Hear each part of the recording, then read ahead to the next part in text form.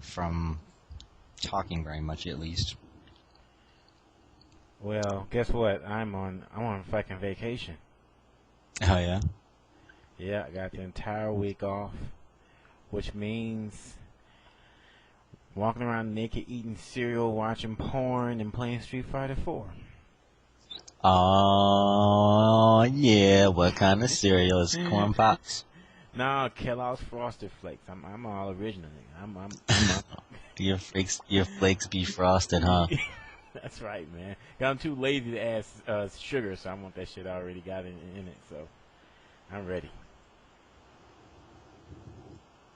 Well, just a second. Look like you already got a head start on the cornflakes. Nah, man, we're getting this. I'm getting a phone call right here, and it's totally lagging my computer. My computer is made in the Stone Ages. I can't just say no. It let me. I'll call you back, sir. Just a second. Just a moment. Oh, he's calling me again. So yeah, you're on vacation. Well, why weren't you on vacation last week, man? That would have been the best time for you to be on vacation. You could have come out to Ohio. You know what I mean? Man, I'm broke as a three-legged chair, man. I ain't going nowhere. It's Ohio, dude. That it doesn't cost nothing. Okay, Seattle to Ohio. Let's go in here to Expedia.com and see how much. It's too much. They're calling me on the phone. Oh man, these guys are like. I'm getting a call. I think. Yeah. Oh, There Hello? you go. what's up, Steve? Not much. Thank you. Thank you. Thank you for joining me tonight. AlphaISM. Today is October the 25th, and it's been 1 week since the tournament that many people are calling the East Coast Evo right now, or a mini Evo, or something just like it. It was that sweet. It was Seasons Beatings 4. I was there. My guest tonight joining me right now. This is Javits on the line with me. He was there. He's going to be providing a lot of insight tonight from a perspective that I'm not going to be able to, and that's the perspective of the participant, because I was busy with the stream quite a bit and the organization of the tournament. What'd you think of that tournament, Javits? The tournament was godlike, man. It was, I mean, for the amount of people, I think it ran pretty smoothly. In the beginning, it was going kind of slow, but it ran pretty good, you know, once it got rolling. And I went to Evo earlier this year, and comparatively, I would say Seasons Beatings 4 had more quality players, like by percentage of how many people entered. Like if there was 250 people at SB4, I would say about 175 of them were really, really good. Like only like maybe the other 75 were not that good. Whereas like Evo had like over 1,000. I would say about 800 of them were not good, and only 200 were good. All right, But interesting perspective. the percentage of good players at Seasons Beatings 4 was definitely a lot higher. All right, very cool. Well, speaking of Seasons Beatings 4, we're going to go right ahead and jump into our Seasons Beatings discussion. And with that, I'm going to get the guys behind Seasons Beatings right here on the line with me. Hopefully that works out real good. So give me just a second. I'm going to get Chris Ghaleon. So why don't you, Javits, tell me about your little journey to Seasons Beatings, because I drove there, but I had a rather uneventful trip this year. Did anything cool happen to you? Not really. I mean, I took a flight there. I went the day of the tournament, which started on Friday. It was kind of a hectic day for me because I worked night shift. So I went to work that night, went home, slept for like an hour, then went straight to the airport. arrived there and already had to start the team tournament when I arrived there later that night. So it was definitely a pretty hectic day for me, but it was fun, and the team tournament went smoothly. Unfortunately, my team didn't win, but you know we did okay. I was teamed with Chris Hugh. I was teamed with Chris Hugh and Issei, and it was fun, man. I mean, there was definitely a lot of solid competition. A lot of NDVA's best players were there. Wait, can you hear me? Oh yeah, I can hear you just fine. Go right ahead. We're getting a little bit of an echo. I don't know. Do you have some speakers on or anything in there? No. Hello? Okay, that's fine. We're just getting a couple more members here. Hey, Chris. Yeah, what's up? Great. Hey, Fugee, are you there? What's good? What's really good? All right, folks, we got. Sorry, my internet's all jacked up again, man. It's all good. I don't know what's going on. I think it's my modem won't reboot or something, so I have to call the cable company out again. It's the third time since we moved. I've had to call them. Unfortunate, but you're still here tonight. AlphaISM Radio. I'm here with Chris Ghaleon and Fugee, the organizers of Seasons Beatings 4. And, guys, I'm here with Javits is also on the line, and he was there. I'm sure you guys exchanged some words with him. And also, Bunkai is here. He's always here, holding it down. What up? Word up, motherfuckers. Word up. Arturo's here too, man. Oh, Arturo. What's going on? Thanks for having us on. Arturo's salty in the back. Thanks for coming on. Who? Arturo is salty in the background. He's there with Javits. Do you got any words for that? I heard he was supposed to come. What happened? Yeah, I'm eating some salty peanuts right now. 'Cause I'm so salty I didn't go to Seasons Beating. Word. Yeah. He tried to make it. He couldn't. I did try to make it, man. Like, I was stuck. I ended up being stuck at LAX. I was sad. Man, you always stuck somewhere. Yeah, man. He was stuck in Japan. Every time I hear about Arturo, he's stuck somewhere. Mm-hmm. Well, Yeah. hey, yeah, Arturo is always stuck somewhere. We're glad you're back. I'm sure it was very harrowing. Glad you couldn't make it out to Columbus, though. We had a really great time, Yeah, I know. Like when I was watching Daigo play, man, it was just like how he plays at Big Box, man. That fool doesn't sandbag. He plays straight up. Oh yeah, you were able to watch the stream? Yeah, I was watching the stream. Cool. Yeah, it was good stuff, man. Props to Seth and Frame Advantage, and props to you and Seth and all the commentators for holding it down. Yeah, man, and of course, Fugee and Chris. Oh yeah, of course. That goes without saying. Yeah, of course. Thanks. Goes without saying, thanks for giving us this tournament. And I just wanted to ask you guys, like, how I'm sure you guys put in a ton of work into this tournament. When did you really start planning for this? I mean, I was helping out from a little bit towards the tournament, but I really have no idea what kind of work went into this. Yeah, it's pretty crazy.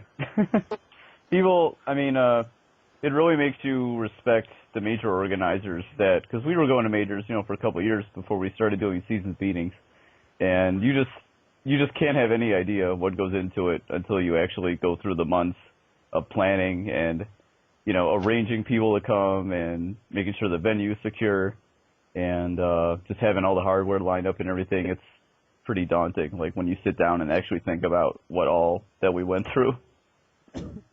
Oh yeah, man. Well, I know you guys. You're from the. I know Chris, you're from the Ohio area, and Robert, Fugee, you're from all over the place. But, Chris, what was your main game before you started Seasons Beatings? I want to dive into your backgrounds just before we get right into the Seasons Beatings aspect of it, because I think it's cool for people to know, put a little bit of face behind the organizer, the player behind the organizer, if you will. Yeah. Pretty much, long story short, I was kind of like born and raised in the Cleveland arcades. We were just kind of reminiscing this weekend, me and Nash from Cleveland. just talking about how we got our start and everything. And Cleveland had a pretty nice arcade downtown, and it was a test location for like a couple Capcom games and everything, and had some good players down there. And so that's how I really learned how to play Street Fighter. And when I went to Ohio State for college, I met Fugee down at a hyper fighting machine at the donut shop across from my dorm. They started having weekly tournaments, and like no one else was like, no one else could really get out of Fireball Dragon Trap, so I'd win the tournament every week, and I started using, like every character and winning every week. So Fugee heard that, oh, there's some guy who's like okay at Street Fighter down at that Buckeye Donuts. And so he rolled up there with two other friends who, we're still good friends with and everything. And, that was kind of the start of me, like, really learning about fighting games. And so when did Ultimate Mortal Kombat come into the picture? Yeah. Fugee used to win, he played World Warrior, like, when he was a teenager, because he's older than I am. And he had way better comp, like, out toward Arizona, I think. And so he played World Warrior and then like Mortal Kombat and pretty much everything at like a pretty high level, like early on, like the internet to pick up tricks or anything, just like inventing stuff, like super old school. Back before the days of the internet. Yeah. So yeah, that's how I learned how to play. Like I was okay at Mortal too from just playing in Cleveland arcades, but when I, met Fugee and he has all this Ermac garbage and everything, it's like, oh wow, this is how you play this, huh? Okay. So pretty much all the games that I'm pretty good at now, like Third Strike was my main game for the years leading up to Seasons Beatings. What character did you play in Third Strike? Ryu, then Denjin Ryu, and then Ken is brainless. But I used to play, people get mad at me because I played like this random-ass Ryu. And I remember the first time we played the guys from Nebraska, the Nebraska crew, the first final round we went to it, final round 8. I was beating all them in the hotel room before the tournament. They were like, what the hell? Like this random ass scrub from nowhere, Ohio is like beating us down and everything. And they're just like, oh, he just plays weird. So I had a bizarre kind of really 50-50 style to the game that I pretty much learned from Fugee. Hey, well, Fugee, where did you get all this crazy Mortal Kombat knowledge and this sensei guru style strategy stuff? Where did this come from? Man, back in like '92 when I was still in high school, we used to play up at this place called Great Games, and they had the Champion Edition, and my dude used to manage the pizza place, and he used to just clown on everybody, and so I started playing with him, and then I started getting better. And then, I didn't start playing real serious until Hyper Fighting. And then, I'd won a couple tournaments in Hyper Fighting. And then I was in the Street Fighter probably for about a good year, like strong. And then I switched over to Mortal Kombat 3, and that was huge back then. And then, when Ultimate came out, like I started going to the mall every day to play Ultimate, and then I won a few tournaments in that. And then that was the reason why I got a PlayStation when it first came out, like in '95, because they were debuting Mortal Kombat 3 on it. Mm-hmm. And, man, I just play games like weird. I do like weird stuff that most people don't do, and so it works on, like the first time, like I've played, a couple top players and all kinds of different games. Like they've lost to me because I play kind of unorthodox. Not saying that like it can't be figured out, but it's the first time you play me in something.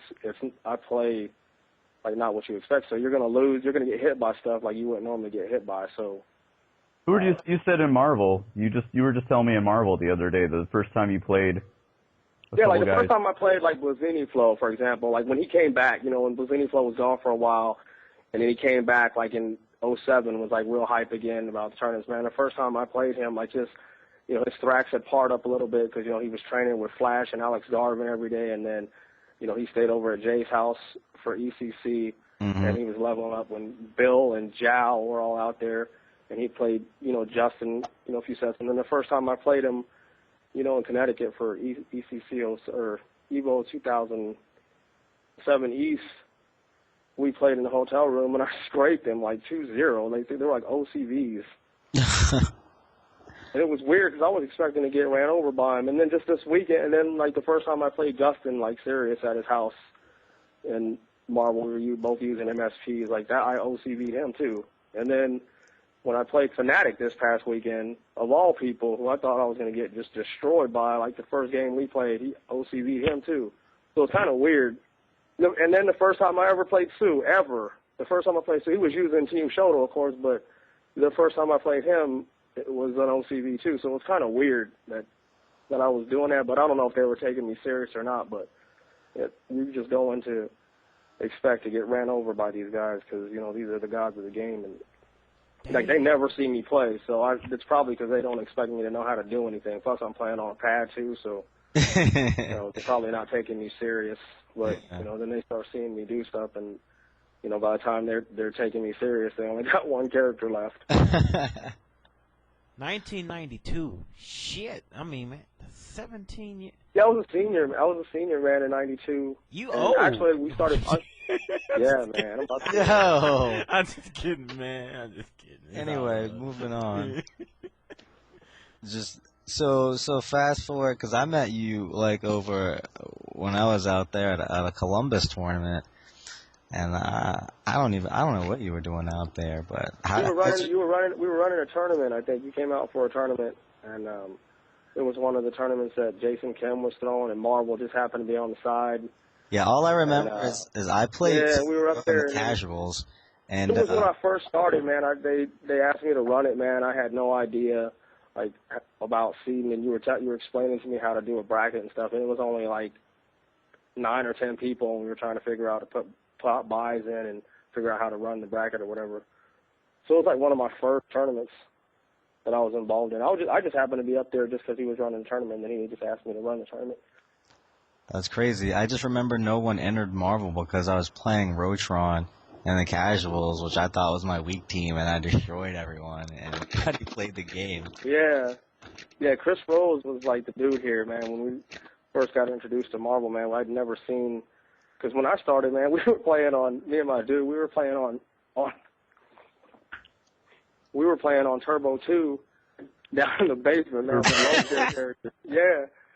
We were playing on Turbo 2 with like low-tier characters, and then we went to a USGT tournament. Nice. So we were from playing that a USGT tournament, and my dude Chris Rose was just lighting everybody up, and so that's when we realized we weren't playing the game right. All right. So from that little tournament, then how did you get along the way to making the season's beatings? Because I mean, the next thing I knew, you were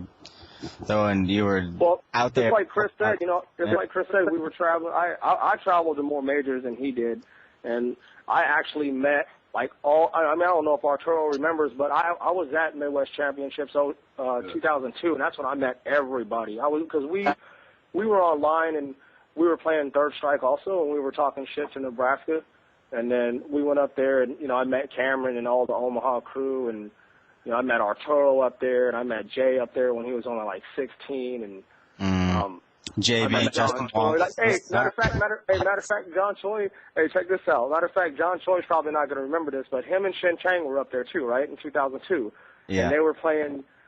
John Choi was playing Super Turbo Casual, right? And I hopped on there, and it was me and him. My dude got it on tape, and I hopped on there, and me and him played a Ryu versus Ryu casual match, man. And I scraped him too the first time I played him.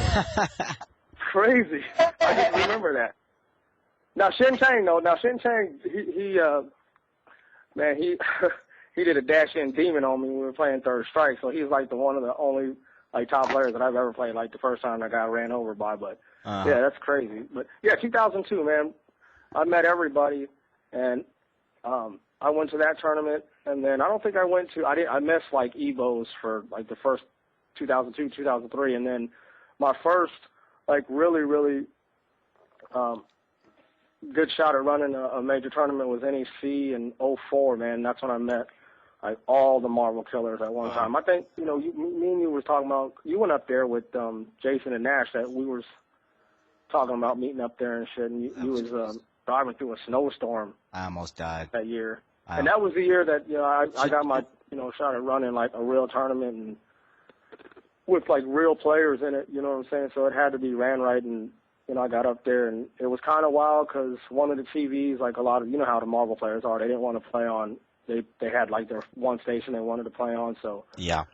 It was a pretty decent-sized tournament, too, so I was trying to run that on, one tournament, and then, the money was popping off, and it was like in the middle of the tournament, so, it ran pretty good, and I got to meet everybody, and then the next stop was final round, like the first final round I went to, and I believe it may have been 8, the one Chris is talking about, that I got a chance to run. Another one with, I ran one with Fee, and then I ran an ECC with Josh, the one that Josh and DSP ran. Me and Josh did the Marvel for that year.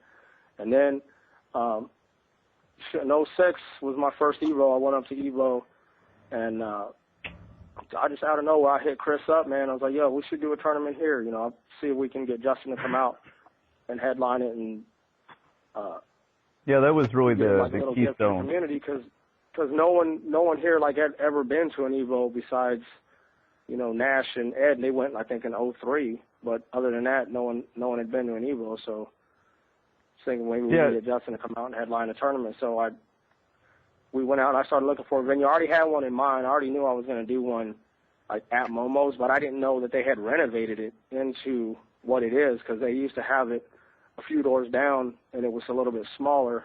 And as soon as I walked into the place, I said, all right, this is where I'm having it. So, I hit Justin up, and his schedule was kind of busy because he was planning for his birthday because he was turning 21 that year. And I hit him up and I was like, yo, you want to come to the tournament? And he was like, yeah, I'll come do it. And then, we put it out there. And since it was in December, I just themed it towards Christmas and just changed the greetings to beatings, and that was it. That's pretty much it in a nutshell how it came about.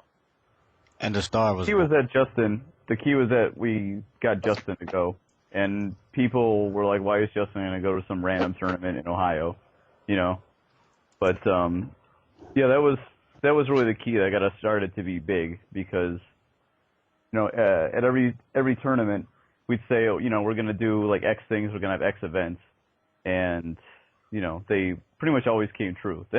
So that helped us, year after year, like get bigger. And but yeah, that was the starting point, having Justin come to a place where there's really no reason for him to go to for a tournament.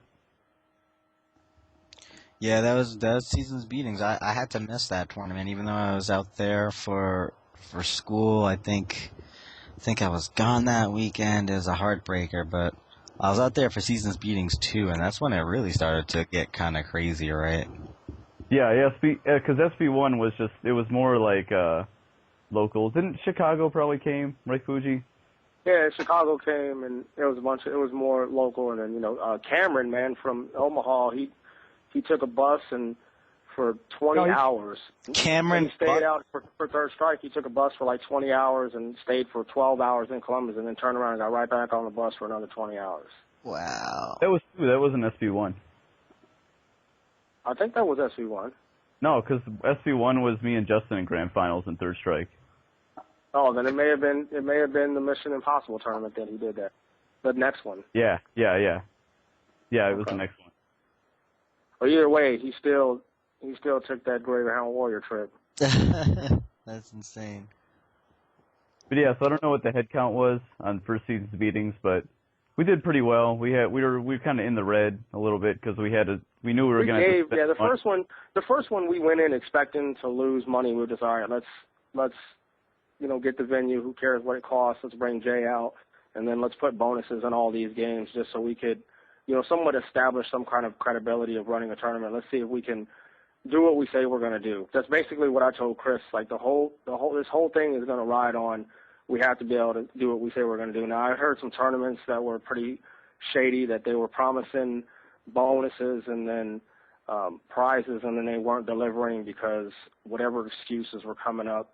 And I was like, yo, we can't have that. If anything, that's the one thing we can't have, because only a few people. I mean, I had a pretty decent sized network then, but even still, I was saying we can't have any kind of blemishes, especially with money, or it's not going to work. So we went in and was like, all right, we're just going to go half, and we put in money out of our own pockets, and expected to go in the red, and we didn't even really go that far into the red. I was expecting to be deeper, but we were straight. If we hadn't gave like the bonus money away, we'd have been, in the black, but still whatever. It gave us, a little bit of credibility. And then 2, we went in giving more money away, and then on top of that, we were talking about giving the bounty money away, which we didn't have to do. And basically that was, we brought Justin back and did kind of a Mission Impossible tournament, meaning that anyone who sent him to the losers got $50 in any tournament, and anybody who eliminated him got $100. And it was open season, so we didn't even really put a limit on it, so people could have kept getting money like in every game. And unfortunately, it never happened. He never lost at all. Yeah, I was trying to get that guy. God. Yeah. It was close. And then, Brent from Indiana, he almost got him in Super Turbo. It was really close. But that was it. He railroaded everyone else. I can really appreciate you guys what you're doing as far as holding an honest tournament and not having any problems with the money portion, because I remember this time last year, I think it was Arturo who went to some gaudy tournaments in New York, and people were buying their way back into a tournament after they'd been eliminated. I mean, some bullshit. It was really so. I mean, wow. Honest tournaments is, besides evolution, it's becoming harder and harder to find. It's between you and Shin Blanca. I mean, you in final round. I mean, that's it. I mean, all the other ones is just I can't really recommend those. I mean, so it's thanks for providing another avenue for the gamers to come out there and actually compete and not to worry about any shady business on the side. Mhm. Yeah, I don't understand how that happens. I mean, I know like some of these guys are on a grind, and some of them, maybe that's how they make their living, but I don't understand how these organizers are getting away with that. Because I'm going to tell you like this. I went to a tournament, man, in like 2002, like a little small tournament outside of Ohio, and I went up there with my boys, and in the middle at the end of the tournament, the organizer changed the stipulations and was talking about keeping the money, man, and we basically just told him, look, man, you're going to come out that money that you owe them for, the tournament, or basically you're going to be laying outside and you're going to come off everything you have in your pockets. I mean, it sucks that it had to come down like that, but I mean, he just came out of nowhere and was talking about he wasn't even gonna pay even 10% of the money to the winner. So I mean, we basically had to threaten physical force on him. But I mean, you figure in these huge tournaments with hundreds of players, and the first players, like usually like at the season beatings tournaments, usually Smash is the first one to finish, and those guys, they come up. The guy that's running the bracket, he'll come up and he'll tell me the placings, and then, I'll get the 3 winners, and, I'll give them their money. So, like, right away, like, if that happens at a tournament, like, the first group of people that don't get their money, I don't know why, like, a bunch of noise isn't being made to where, all right, the tournaments need to stop. Like, whatever's running right now, the whole floor needs to come to a halt, and all the players need to come to this organizer's face and find out what's going on with the money. Because I don't see how all these tournaments are being played out, and then at the very end, they're finding out that the dude's keeping the money. When it can be, you can pretty much nip it in the bud in the beginning, like after the first small tournament that finishes. Because he's obviously doing it to everybody, not only just the big pots, but to everybody. Yeah, I don't know. Gamers, that's your money. But we pretty much, like I said, stay clear of that, and we always go, we pay, we're always paying like up front. Like this year we went to the online system, and we went through PayPal, which in a sense, like fortunately we were in the black again this year, like better than we thought, but at the same time, like PayPal takes money from us for a fee. Yeah. But I mean, Chris rolled down here, man, with G's in the whip. You know what I'm saying? So yeah, that's just so we can ensure. Yeah, that's just so we can ensure that people, get their money in cash. Like we probably should, like, since the prizes are getting bigger, probably switch over to checks. But I mean, it's good. Another thing is another good thing about our tournaments is that we pay in cash. So I can tell you right now that Daigo this year, he left with 3 G's, like cash. Yeah. And so the good thing with our tournaments is that I know these players, some of them come out here and, I mean, they're out here on their last dollar. You know what I'm saying? And so it's good for them. It's an incentive, good incentive for them to come out here. And if they win the tournament, I mean, they, flip it back, possibly 10 times fold, and they don't have to worry about going to a bank and cashing, or they have it right then and there. So that's another good thing that our tournament offers. I don't know if, I know Final Round does that, and I'm pretty sure NEC does that, but that's the route you want to go. You know what I'm saying? Especially with these players that, like I said, that are out here on the grind, and that's pretty much how they get by. Yeah. You know what I'm saying? That's a lovely thing, man, when you get paid in cash. You know what I'm saying? And you always want to, like what I did with, all the players that, have ever been paid out through me. I always, I hand them the money. I have them, even though, like, I've, double verified it. I have each one of them counted out in front of me or whatever. And they're pretty much, after they're done, they're happy, and then, they go about their way. And you'll never have any problems with the money. You know what I'm saying? So. Yeah, because even I've gone to local. Well, I've gone to tournaments in the like the tri-state area, and like I always count my because for Third Strike I was usually able to win most of the tournaments that I've been to, like within Indiana, like Ohio, like in this area, like Michigan, and it's like I always count the money because for some reason it never seems to add up. So I don't understand what's so hard about it, but that's something because we're players too, and we've both won, me and Fugee both won tournaments, so we know what it's like to, want to have your money taken care of, as a winner. So, it's pretty important to us. Hey, wow, it turns out the guy that won the Blast Blue and Guilty Gear tournament lost his wallet the day after the tournament. I'm sorry. That's too bad, man. There's nothing we can you said do. The winner? Yeah, the guy, I get was Stun Edge? Yeah, Stun Edge. Yeah. Wow, dude, sorry, wow. man. There's nothing we can do about that. We can't help you there. Ouch. Sorry, we didn't mean to publicize. Did he lose it in Ohio, or he lost it the day after the tournament?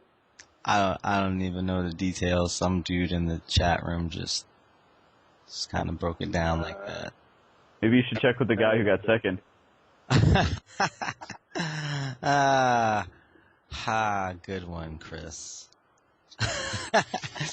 Man, that is crazy. Well, we went through, Seasons Beatings 1, sweet tournament, bunch of locals, Justin came, and then you kind of built a basis for Seasons Beatings 2, which brought out people from, from more of a diverse, sampling of really mostly the East Coast. That one, you had, like, Detroit come in, and then you had, like, some real good hype videos being built off that.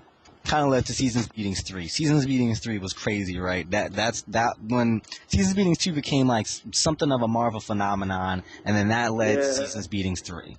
Seasons Beatings 2, man, it was, how did I come up? I couldn't think. I can't remember. I think it was like right when I got back from Evo, man. I was thinking, what kind of event, could I do that would pretty much drive this tournament? And I was talking to Yipes one day, man, on AIM, and I was like, yo, man, let's do a three-way, man. I want to see a battle of the gods. I want to see you, Jay, and Sanford go at it, and a King of the Hill type thing.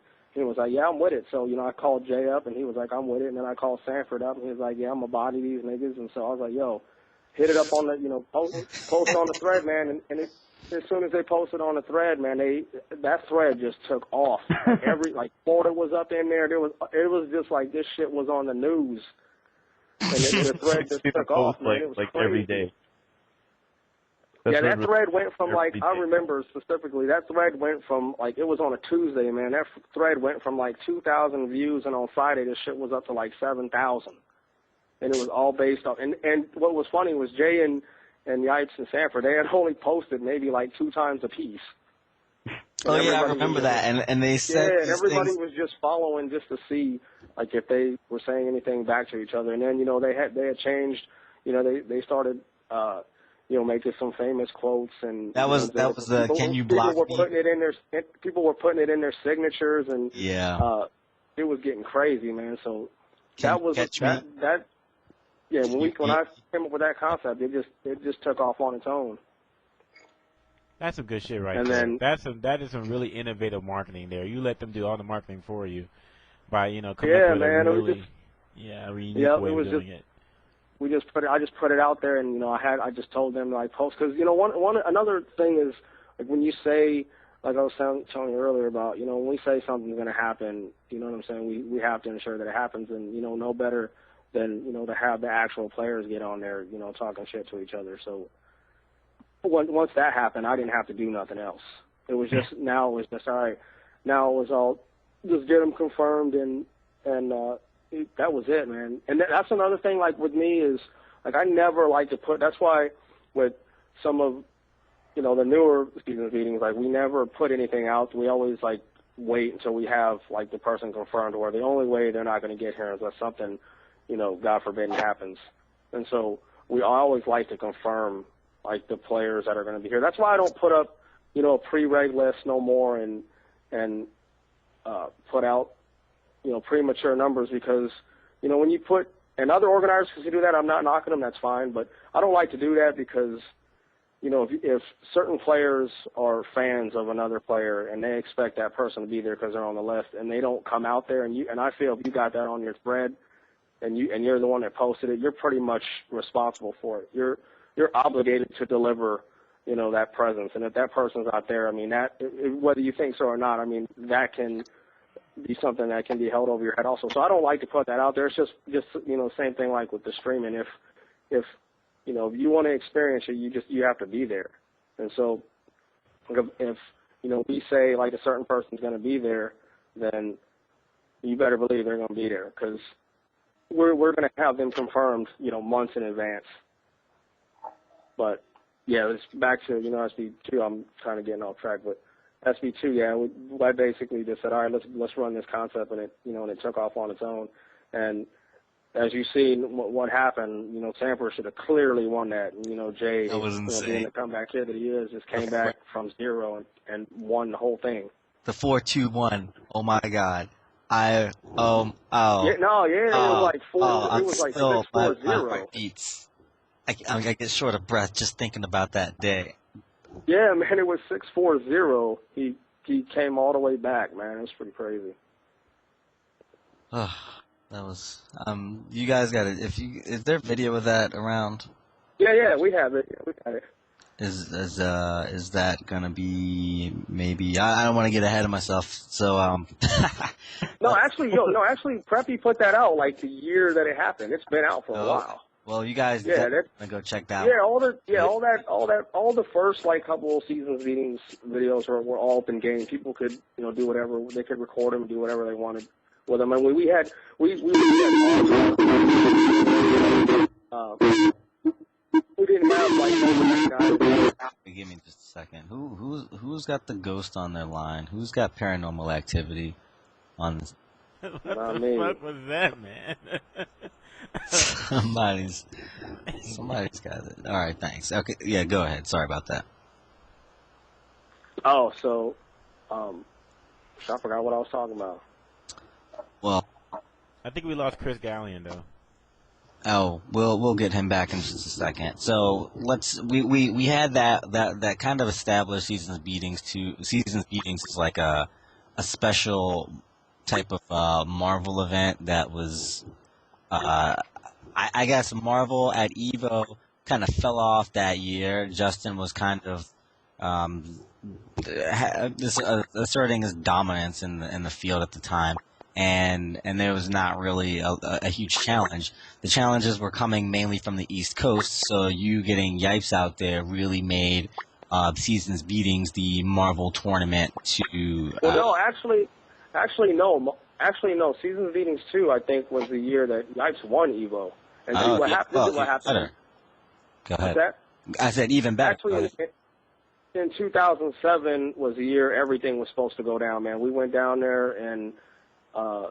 we had a lot of stuff popping up, man. That's the year when Eric first played Fnatic. It was the year that Yipes played Finesse. It was the year that we ran Cable Guy and Eric back, and Justin played Dark Prince. And then, me and Havad, we were online talking about let's do this Justin versus Yipes, and he was like, I like Yipes for $4,000, and we even put that out there, and that's when everyone was talking about, all right, we need to see Justin versus Yipes, and I had talked to, and the 5-on-5 was supposed to pop off, and I talked to Wizard about, all right, look, let's do this Justin Yipes. There's a lot of money on the line, and then he was like, yo, we're not going to do this 5-on-5 unless Stu agrees to play. So, I didn't even really know Stu like that back then, and I just went up to him and I was like, yo, Stu, come on, let's get this 5-on-5 popping. You know what I'm saying? And the only way we're going to be able to run it is unless you get up in there. And he was like, all right, I'll do it. So I talked to Wizard about it, and Wizard was like, all right, we can run it. And so we had all that up on the screen. We were going to do the 5-on-5, and then we were going to do the Justin versus Yipes. And because of, time constraints, and then Stu had to bail out.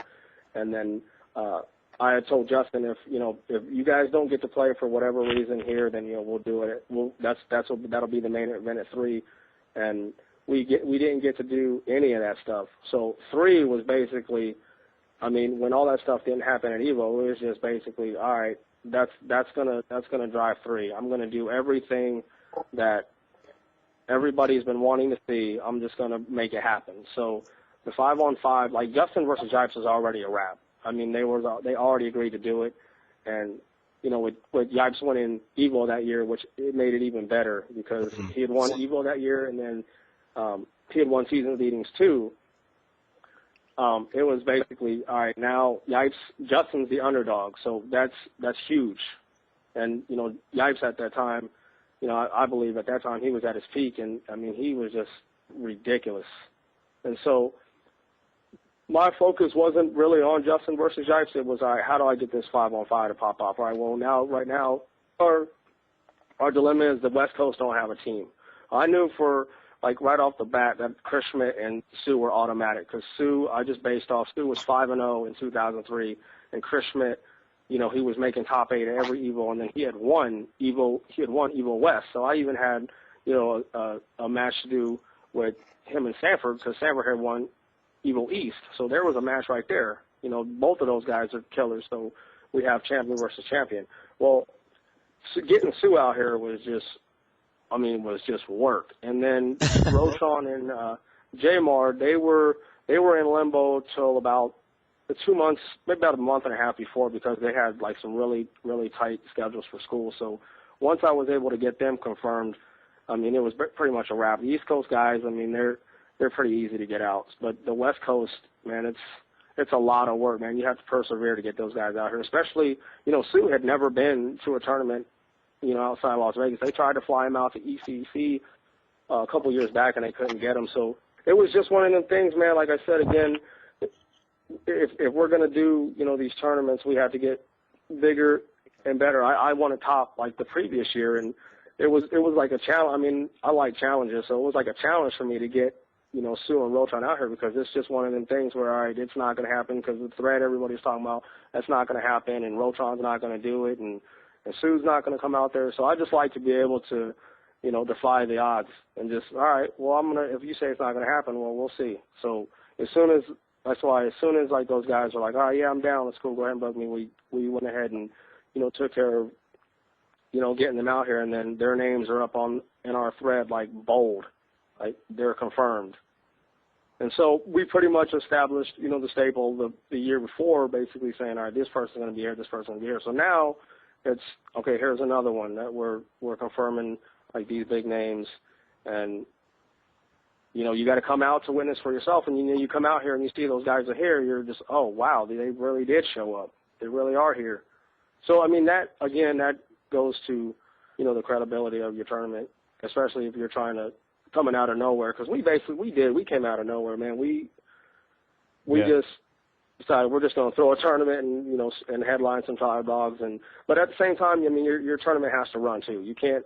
You're pretty much you got some pretty big responsibilities when you're bringing people out here that have been to hundreds of tournaments and all the big ones, and then you're bringing them out here, and if your tournament runs like ass, they're not coming back.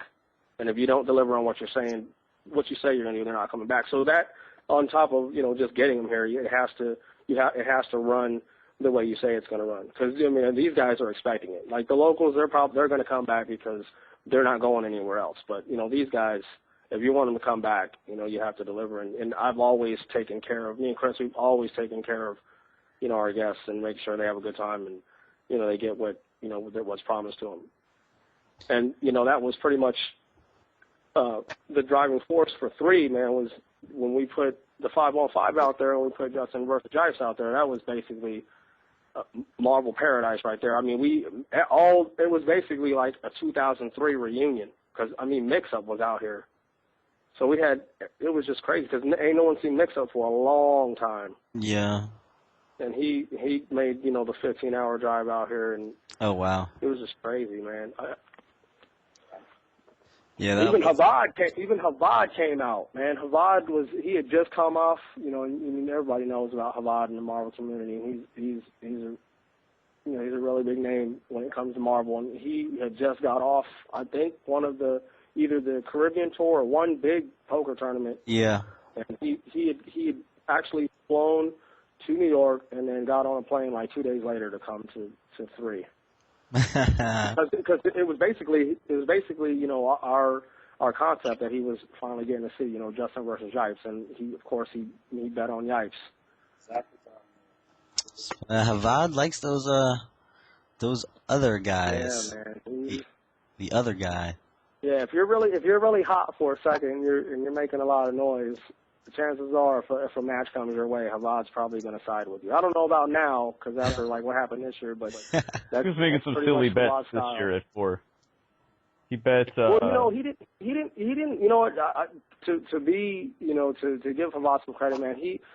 That the match with where I don't want to get too far into 4, but with Tone and Fnatic, Tone is like mad good, and I'm going to have to admit that I was favoring Fnatic because, Fnatic, he plays with finesse, and he plays with Sue, and, he's ran my boy Eric over I don't know how many times, and he just knows that matchup. Now, at the same time, I also was under the impression that Tone was going to go, start off with reverse row, and I figured he would switch to Thrax if he started losing, but he just, off the rip, just blindsided me with Thrax. So, when Fnatic started making all these mistakes and Tone was playing super solid, and Tone was on. That deficit got up there. It wasn't looking too good. But again, Fnatic knowing that matchup, he did close the gap a little bit, but I didn't never expect it to get up to 9-2 at one point. Right. Well, so Seasons Beatings 3 ends. Chris Schmidt wins. Justin Wong places 13th. Yipes fucking who knows where. J360 top 3. It's the Marvel tournament of the millennia. It's really the results that you want to see where it's what you've been looking for years when there's just something to look at, some drama, something crazy. Yeah. The killers lost, the top players defeated I think by Sanford even got 7th or something. What's that? I think Sanford wasn't even in the top 5. Oh yeah, no, he lost to Baby Wolverine and all of the big 3. They weren't. I don't think the big 3. The only Yipes of the big 3 were top 3, and Yipes lost, and MSP in the final to Chris Schmidt. So all these crazy unprecedented victories in that tournament. Season Beating 3 for the lesser known, it's not only you get to see some other people win, but it was a really big coming out for some of these guys. Oh yeah. It's oh man, he beat Sanford in the tournament. I expected Chris Schmidt though to be in the top 5 though. I didn't expect him. I didn't expect him to win, but I definitely expected him to be in there. Yeah, Chris. I'm not saying he was coming out because he was obviously one of the top on the West Coast when he came out. But yeah, that there were Cinderella stories all over the place in that one. That was a crazy tournament right there. So that sets the stage for Seasons Beatings 4. Seasons Beatings 4. Before we get that, did you mention? I know you did. Oh, what? Just a second. We got a normal activity. Better call the demonologist. Shenanigans. Okay. Seasons Meetings 4. How did you get with this the Momo's venue again? I know you touched on this because this venue is so insane. What you got out there? Well, what happened was, like I said, all the way back to the first one, when me and Chris were like, where could we possibly do a tournament in Ohio, in Columbus? Because it was because we didn't want just like a ballroom. They were always doing them at Ohio State in the lecture building, and they were doing them at bowling alleys, and that just wasn't for me. I can't do a tournament there. And so we it's like, yo, I think I know of a spot. So I used to live over there, like right behind Momo's. And I remember venturing in there one day, and it was really small, but I mean, for our startup tournament, I mean, it wouldn't be a bad place to do one. So I went over there to the plaza and noticed that they had moved it, because that place used to be where Momo's is currently at. It used to be a Value City. So I walked. Right. Yeah, so I walked up in there, man. As soon as I walked up in there, I didn't even know how we were going to do the layout. As soon as I walked in there, man, I just fell in love with the place. I said, I don't know how I'm going to do it, but we're doing a tournament here. And then when I seen all the HD monitors on the walls, and then I seen they had a full grill up in there, and they had a bowling alley, and they had karaoke rooms, and they had pool tables. I was just this is the venue to do it at, and there was plenty of parking, there was hotels, there was restaurants. I was like, this has got to be, based off the experience of the tournaments that I went to, I was like, this has got to be probably one of the best venues that I've ever been at where you could possibly hold a tournament. Bubble tea. That's not there for tournaments. So that's basically how I stumbled across it. I mean, I knew it was there, but I didn't know that they had renovated it and made it into what it is. Yeah, that place is really a godlike venue. The bubble tea and the bulgogi. I mean, you don't have to do. The thing is, like, everything's about convenience now, and you don't have to do nothing. I mean, you just go there, and you know what I'm saying. They have couches there. They have karaoke rooms. You can go out there and take a nap. You know what I'm saying. You can bowl. Yeah. You could play pool. I mean, not anymore. I mean, before first couple ones, you could play pool. You know what I'm saying. If it pulls your hustle, you know what I'm saying, you can take up over there. Bowling. I mean, they ran a bowling tournament at Season Meetings 3. Oh, yeah. You know, and Shaw came down and, he had a bowling tournament popping off. So, I mean, it was just a venue with other avenues that players could go, explore while if they're already knocked out of the tournament or they're waiting to play in a tournament or they're just there to spectate. There's other attractions there. But you're not just confined to, to video games. So, and then they had the monitors up there, so they had, football games going on and shit. So there was just other things to do there. Yeah, it's totally sweet venue. One of my favorites. So you got all these things in place. Seasons Meetings 4 comes up. Marvel vs. Capcom 2 has kind of died down. I know you were trying to figuring out if you wanted to go ahead and continue with no game or maybe try to pick up Street Fighter 4. What was your deal? How did that go down? Yeah, we immediately knew it was pretty clear that Street Fighter 4 had overtaken like every game, and because Final Round that came right out. That was right after console came out, and they had a cap it at 256. And outside of Evo, I mean, there's no Third Strike is not getting 256 people anywhere outside of Evo. So, for that to happen, we knew it was pretty much that was going to have to be the focus of our tournament. And then Fugee can talk about, how we got the main event to go down and everything. Well, as far as like 4 is concerned, of course, like I'm going to get a little bit of credit for it, but I mean, a lot of it goes to Chris because after 3, I wasn't even sure if I was going to do another one because in this community I'm known as like affiliated with the Marvel community. I mean, I know like a lot of people, but I'm basically yoked with the Marvel community, and so with 4, like 3, man, 3 I promoted the shit out of 3. 3 was basically all me, and Chris was like really busy, and he came along. I mean, he's always been, like I said, a right-hand dude as far as like as the tournament is concerned as a whole. But 3, he was really tied up with work, and he had stuff going on, and he didn't really get to put a whole lot of energy into 3. And I did like 90% of the work for 3. And so when 4 came up, I wasn't even planning on doing 4 because I didn't know what else we could do as far as Marvel was concerned, because we were pretty much known as, you know, the Marvel tournament. Like Seth, he wanted to come out last year for 3, and he wanted to, you know, do some stuff for Street Fighter 4, but, you know, Capcom really wasn't feeling it because our tournament was centered around Marvel. And so after, you know, last year, it was, you know, what else could we do? And the only really thing that we could have done is, like, people wanted to see Chris Schmidt and Yipes go at it, but I still felt that we needed to do something bigger because Justin and Yipes was big, and Chris Schmidt and Yipes is big, but it's not as big as Justin Yipes. So, and like I said, we want to do bigger and better every year. So I couldn't think of anything in Marvel to top because we pretty much done everything as far as, and not just, you know, seasons meetings, but I mean combined with Evo and other majors, everything's pretty much, you know, has been done in Marvel, and so. Yeah. I couldn't think of anything to do, and Chris called me one day and he was like, "Hey, I really think we should do 4." And I was, you know, I was like, "I don't know, man. I don't know what we could do." And I knew that Street Fighter 4 was the new crack, and if we were going to run it, Street Fighter 4 had to be the focus. And if we wanted, you know, Seth to come out, or if we got any kind of sponsorships, that it had to be 4.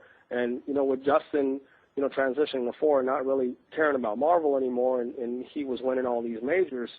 You know, and I had heard what had happened with, you know, with Daigo. We had talked about this, like, after me and Jay were talking about this, even before I think he played Daigo at GameStop. I was like, you know, how do you think it would be if we got Daigo to come out? And this was a long time ago, and we didn't really start pushing the issue until, you know, I actually hopped on board and decided, all right, let's go ahead and go with 4.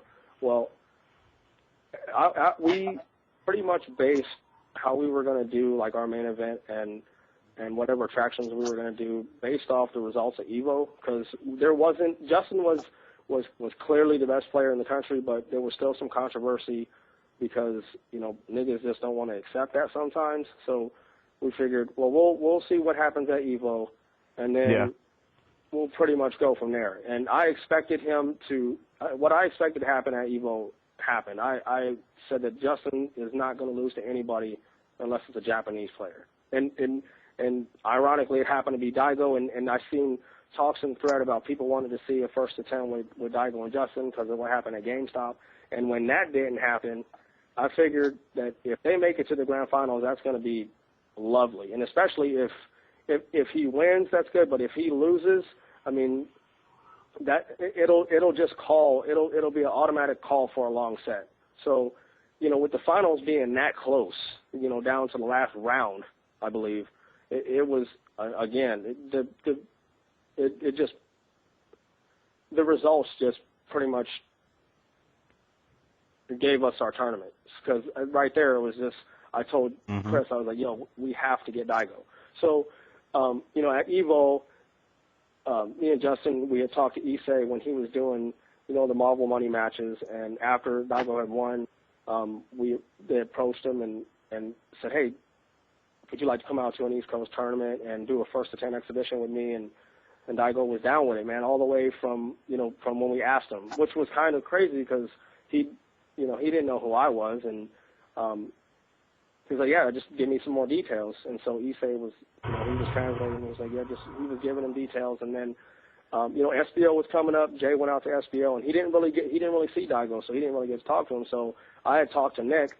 You know, I just went with, you know, the backup plan in case Justin wasn't able to get through him. I talked to Nick, NKI, and was like, yo, can you get a hold of Daigo? This is what we want to do. Chris typed up the proposal, and he sent it to him, and I mean, he just wanted, his only concern was, are they going to have, you know, a CRT that he can play on just in case, you know, it's all monitors and one happens to lag. And we decided, even going into SB4, we were going to do all CRTs because I can't stand lag either. So yeah, he was with it all the way from the start, man. Daigo was down to just come out here and just play it, which was weird because I didn't expect him. I expected him to be like, no, I'm not coming out there. I don't know who you are.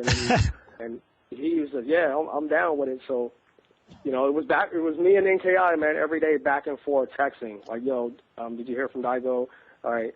He would send him an email, then he'd wait to hear back. Because, you know, Japan, they're like 8 hours ahead of us. So he would send him emails, and Daigo would be asleep, and then he'd answer the next day. And then, finally he sent me a text back. It was crazy because he sent me a text back. It was all in bold letters. He was like, "It's on. Daigo's coming. Book it." So I called Chris up. I was like, "All right, go ahead and take care of him." And we booked him, and that's pretty much a wrap.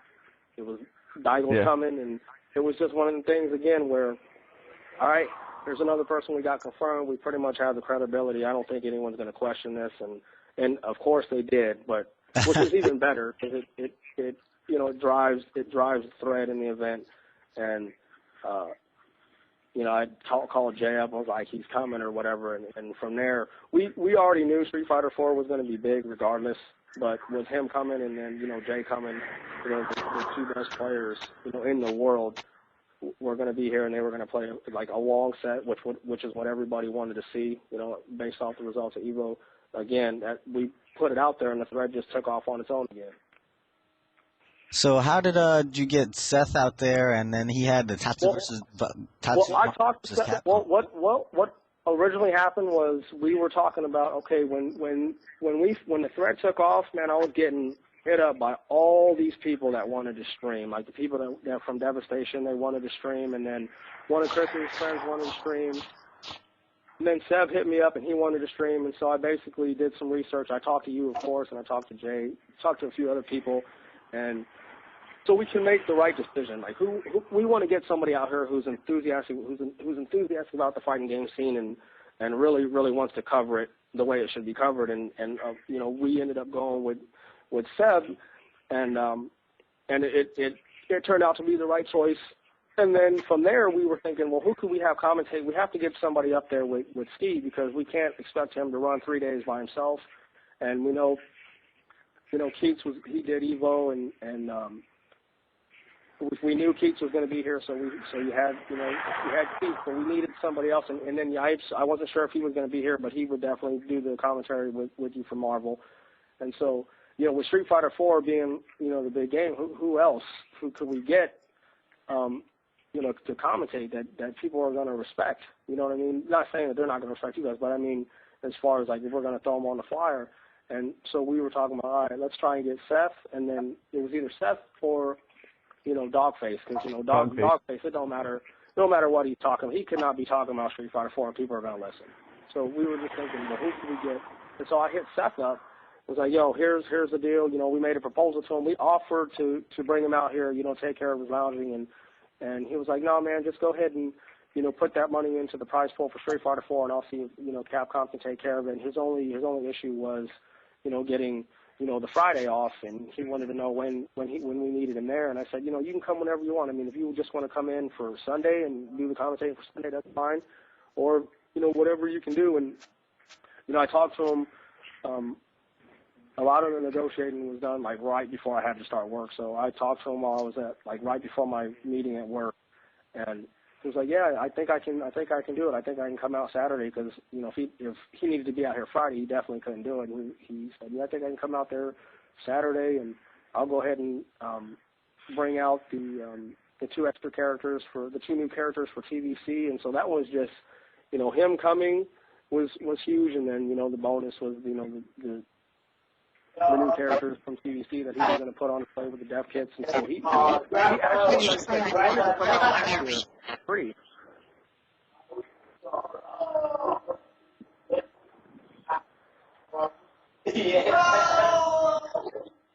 What's going on out there?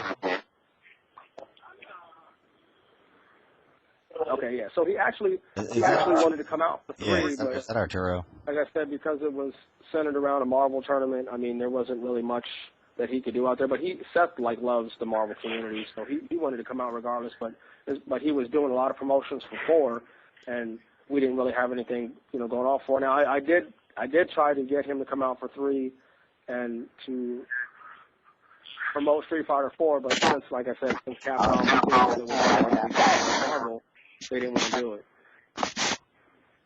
But yeah, he was trying to come out from the start, and I talked to him at Evo, and he sounded like he was interested in coming, and then I mean basically like I said, we hit him up, gave him the proposal, and he's like, no man, I'll get out there, I'll have Capcom take care of it. So that's pretty awesome. Yeah, man, it was like that was like a week, like 2 weeks before, like we we didn't know if it was. And also, he was taking a trip to Japan too, so he didn't know where his time, if the time was going to allow him to do it. If we were going to be like right there on the edge of him coming back and then having to get back on a plane. So fortunately, his trip details worked out and he was able to make it. He did an awesome job. Oh yeah, and he was battling through some sickness. Yeah, man, his voice was a little raspy, and he looked like he was a little sick, but I mean, he came through for us. Yeah. So yeah, Seasons Beatings 4, boom, like you guys all saw the stream, the tournament was crazy.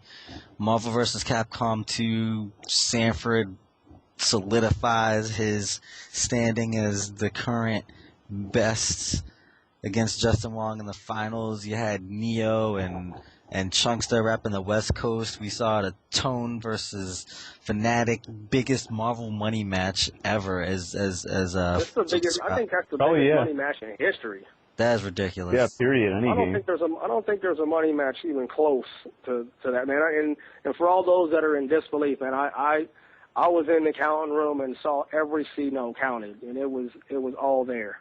I mean, I got on the thread just a couple days ago, and because I was still recovering, man, I wanted to stay away from all that, and I got on there and I seen that people were actually questioning whether all that money was actually there.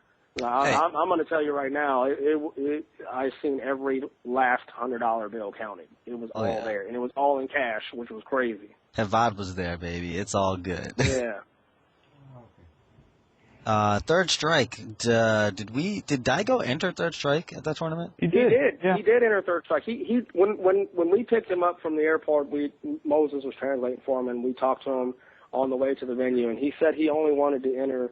He said he only wanted to enter HDR and Street Fighter 4. And then when he got there, he was a little tired because he got delayed in Houston, and he got there and he was just, okay, whatever, I'll enter it. So he just popped on there and entered it, just to get in there. And I think he lost to Frodo twice. Yeah, he lost to Frodo which twice. Also plays the same style Ryu that Chris plays. Yeah, only better. So it'd have been interesting to see Ghaleon and Daigo go at it in Third Strike. Nice. Yeah, because he does like low forward hurricane kicks, and he does like so with them. He does full screen hurricane kicks and hits people with them. Nice. I don't understand. I got some of that on tape because Third Strike was not really getting the love this year. Only like 32 people, and it didn't even make it over to the main station. But I got some of it. So. Oh wow! Last year. If I can edit it, okay, it'll show up on the DVD. I think it had four has completely taken over. People that I saw registered on PayPal who I knew were hardcore Third Strike players they only registered for Street Fighter 4. Yeah. It kind of sucks to me. But so whatever. This is I don't really play. I mean, I host a weekly fight night in Cleveland, and because I got all this material, from Seasons Beatings, I got all these stations and everything that I just set up in the basement. And we've had a lot of new people just because of Street Fighter 4 come in, but, I just sit over there and play Marvel or HCR the whole time. Nice. Or Mortal. Nice. But, I mean, that's think nice that it's popular. So. I would think that Ryu and Street Fighter 4 would be just much to your liking. I play Ryu and mostly Sagat just because Sagat was like the least amount of learning. You could just pick it up and, it's Sagat, and he's a little, got big damage. But just the way the game feels it's just not for me. I just don't really like the way the game feels. It's about all, Yeah, well, maybe Super will be the game that both of you all are looking for in a Street Fighter. Say that again? Maybe Super will be the game that you all are looking for more in a Street Fighter. I know a lot of guys are hopeful for that. Yeah. I'm definitely gonna buy it, and I'll still, even if it's not my favorite game, like I'll still play it some, and more in the local, like in the tri-state, area and stuff, and probably, if I end up going to a couple majors next year, I'll probably still enter the game, but it's just not my favorite game. But Street Fighter 4 Street Fighter 4 is not that bad. I mean, I like to watch it at high levels as far as playing it. I don't play games as much as I used to, and every game that I've ever played that I was able to pick up and actually learn to do stuff in the game, I've always started late. Like I didn't start playing Marvel until like 2002, and same with Third Strike, and after it was 2-3 years out. And with 4, I bought the game just so we could have it for the tournament, and my dude downloaded it on to my PlayStation, and man, I didn't get he got all the characters for me except for Goki, or for Akuma, Goken, and Seth, man, and like a week before the tournament, I was at home trying to get these guys, man. It took me like 2 full days to get them. I was sitting there, and I had my girl looking up, like, how do you get them online, man? And I was struggling. They was like, you have to do this, and you can't lose. And so when I finally got Akuma, man, I was struggling trying to get Goken. And then when I got Goken, actually, the funny thing is, like, when I was getting, I would do all the achievements, right, that you have to do with Akuma. You had to get a perfect, you had to get 2 ultras, and you couldn't lose. And I'd get all the way up to Ryu. And my strategy was, all right, let me beat the first character perfect, and then hopefully if I can beat him perfect and get the ultra in the first character, then all I got to do is get 1 more ultra and just not lose. Well, I would get all the way up to my Ryu and barely beat him, and all of a sudden he just started cheating on me, man. I couldn't beat him.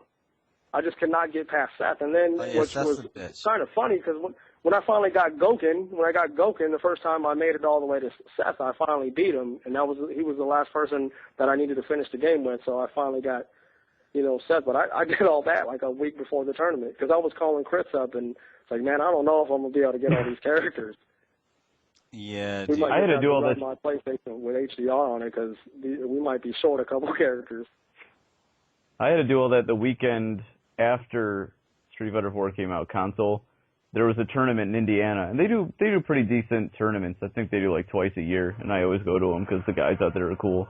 And I had to do all that for like 2 straight evenings. I had to play it like 5 hours a piece, like 2 evenings for the tournament. It fucking sucked. You can just press. I didn't even have all the achievements. I just heard, when they played after the tournament on Sunday, I gave Fnatic my PlayStation and a TV, and they went and played the money matches in Jay's room, and I gave them my PlayStation, and I heard that Daigo got me a few more achievements on there, because I don't have nothing on there. So I guess you guys are happy that Super Street Fighter 4, all the characters are unlocked from the start. Characters unlocked, yes. Oh, Thank then you, we're going to Seth. be good then. Oh, that'll be nice. That will be nice. So, I'm looking forward to the game. Getting back to SB4 HD Remix, I actually went out to eat the Raisin Cane's delicious chicken around the time of the grand finals. I missed all that. I mean, around the time of the top 8, I missed all of that tournament until the grand finals, which was insane. Oh, that's right. Yeah, because I had to run back. Yeah. You're like, Man, I was over there playing Ultimate, man, trying to relearn Jade, and next thing you know, my dude came over and was like, oh, yo, HDR is over. Where's the Marvel people at? And it seemed like that tournament, it seemed like the top 8 ran for like 15 minutes. Yeah, it was really fast. It was easily the fastest game to run. Who was the guy in the finals? It was Daigo and DGV, was it? Yeah, Dark. He's Cali. I guess he's like, I don't really know the online scene that much. I just play with people that I know, but apparently he's like really big online. Like a lot of people who play HDR know who he is, so it was pretty nice having him out. And he got paid. He was really impressive. He did a lot of impressive combos that you wouldn't see Ryu doing in a normal match. I was taking notes. Our exclusive stuff there, but Daigo's just kind of played the basic Ryu. He threw in some of those the new tricks, I guess, just after playing at Evo, and I'm sure he didn't play between Evo and now, but just a little bit of time to think about how to use the fake fireball, which is very powerful and not that complicated. Just kind of powered him through there. Yeah, it's pretty easy to add to your game. So yeah, it was interesting. He obviously adapted to HDR pretty well, so it's pretty cool. Yeah, and Damdai came too, which was he PM'd me, I don't know, a couple, right at the beginning of September, and he was like, oh, what did the pre-regs look like? And the pre-regs, I wouldn't say we were really worried about the tournament, but the pre-regs, like, lit up, like, within 4 days before the tournament. Yeah. It like, doubled. Yeah. And, so he had PM'd. I knew that was going to happen. I knew that people were going to wait till they're right before they get paid, or they were wait right before they get a ride secured, and then just start registering like crazy. And then I knew we were going to get blasted live.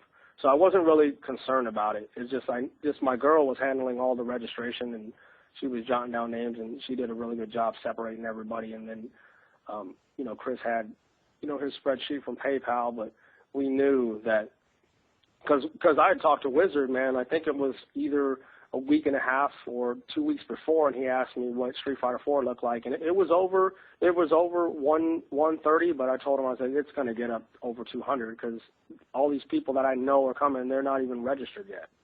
And so, like I said, I just knew that we were going to get blasted live, and that's why it's Friday. If you notice, Friday, the only official tournament we had going on was Third Strike.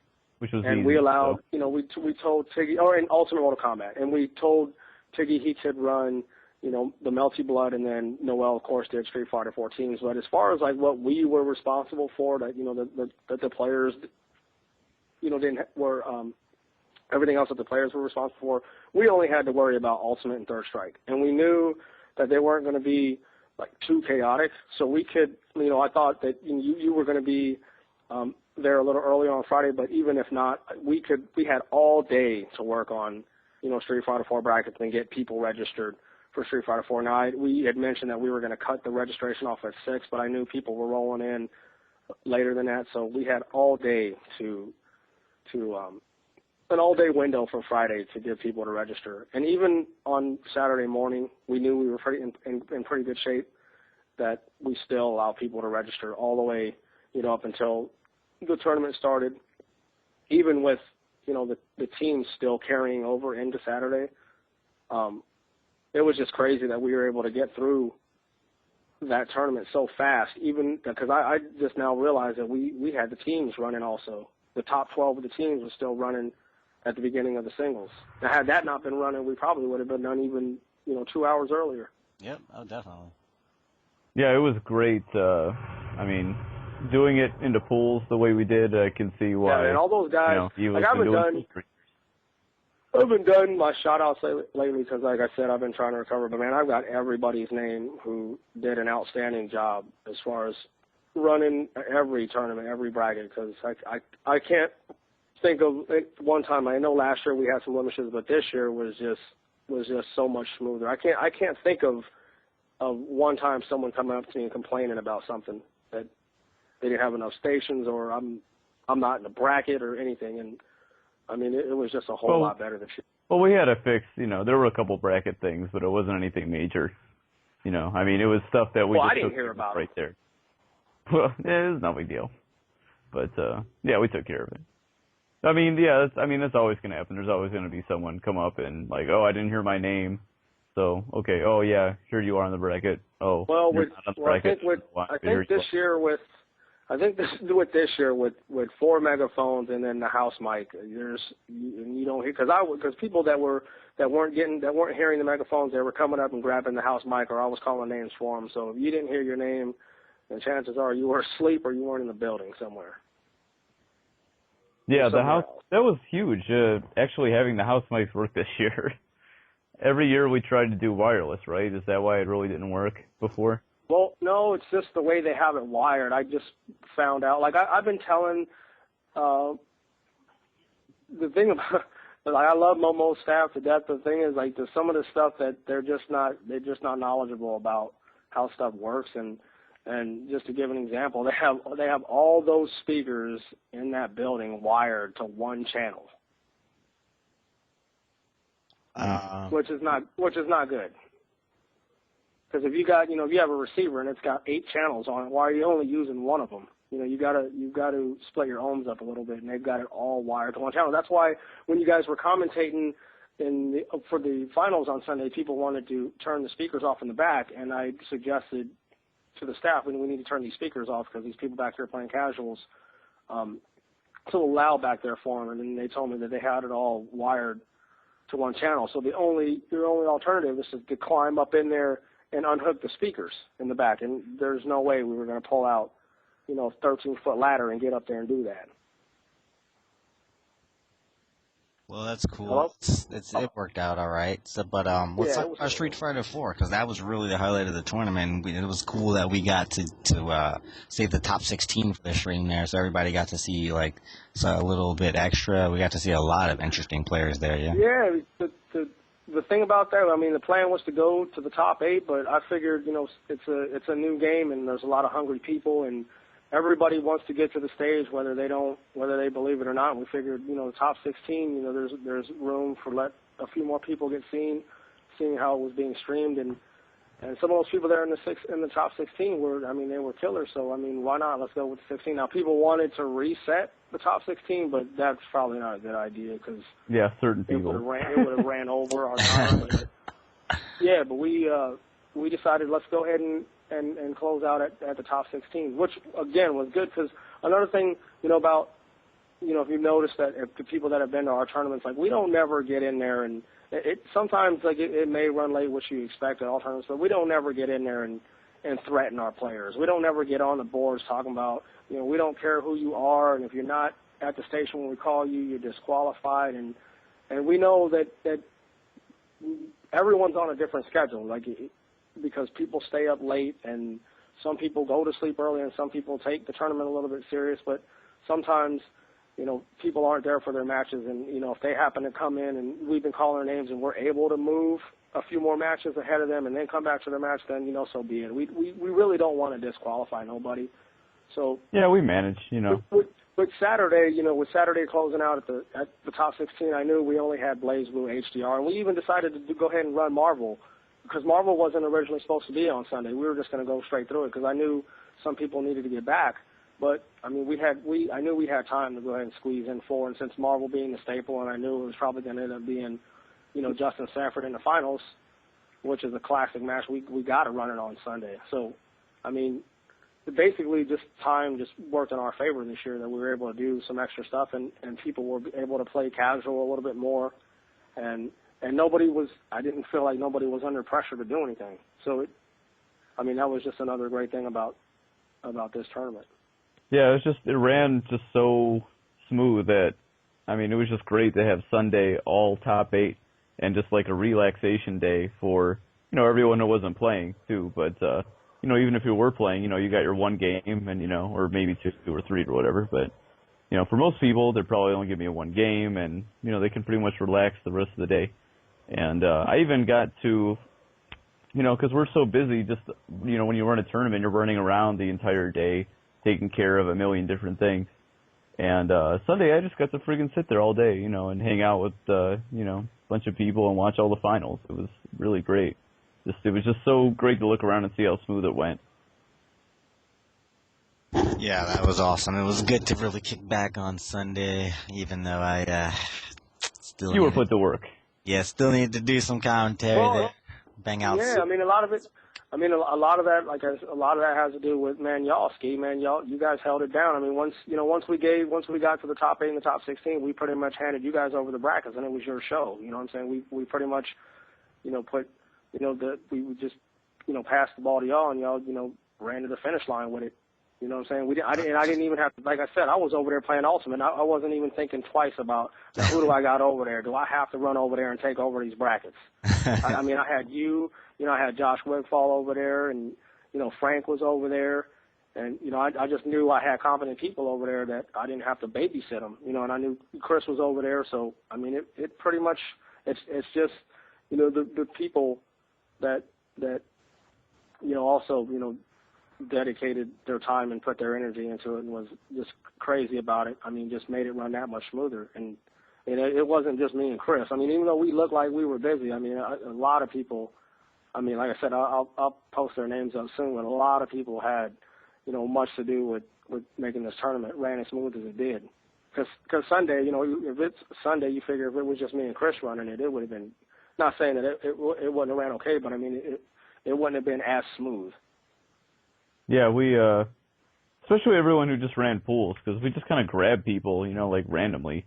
Like it was like, oh, who here, Well, I knew who I wanted. I wasn't just going to put anybody over here. I knew. Well, no, I mean, I don't mean like random, but I mean, we didn't talk with people beforehand and say, oh, hey, you're going to run, one of our 8 Oh yeah, pools. we didn't do a roll call, so to speak. Yeah. Yeah. So everyone, But I know that everybody. that.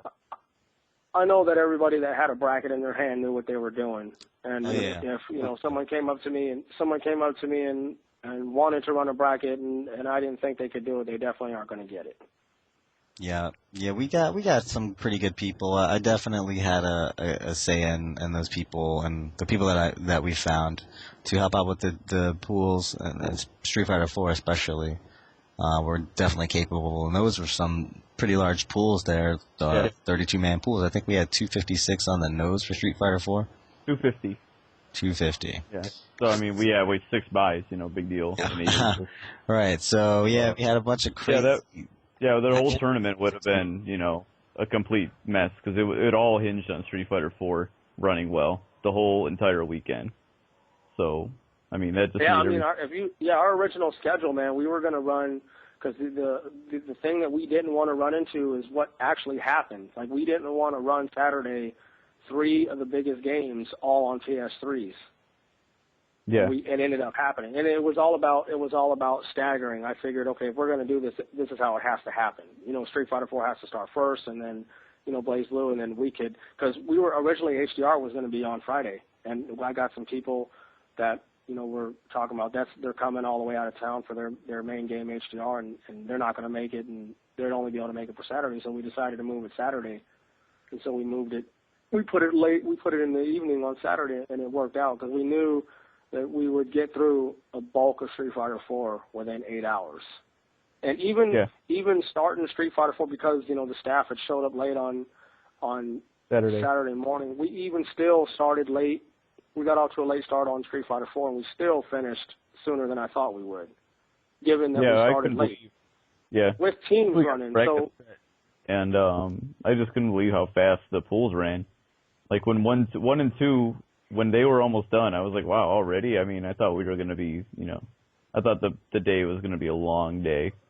And once 1 and 2, pools 1 and 2 finished, they were like on their last, couple matches. I was like, oh, wow, we're probably going to do pretty good today.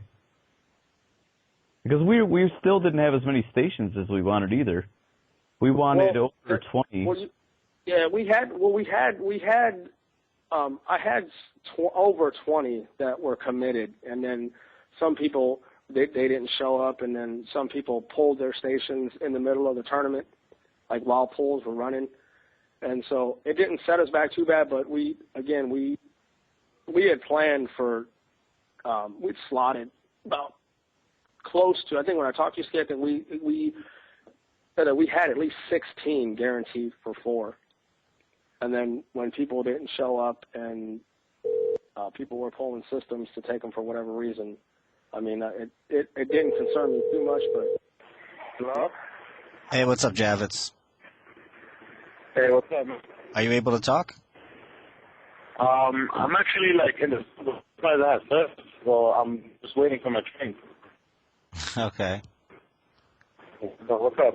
Well, anyway, yeah, we're getting back to Seasons Meetings 4, and I want to talk about the Street Fighter 4 tournament. I know you were right there, right on the edge of the seat. So let's recap some of that top 16 action. You were right there up front. Hold on, I can't. Yeah, let's recap some of that top 16 action. I know you were up there up front, and can you maybe talk about some of those names that we didn't really expect to see? Again, doing so well, like Andre and maybe like VVV Scrub.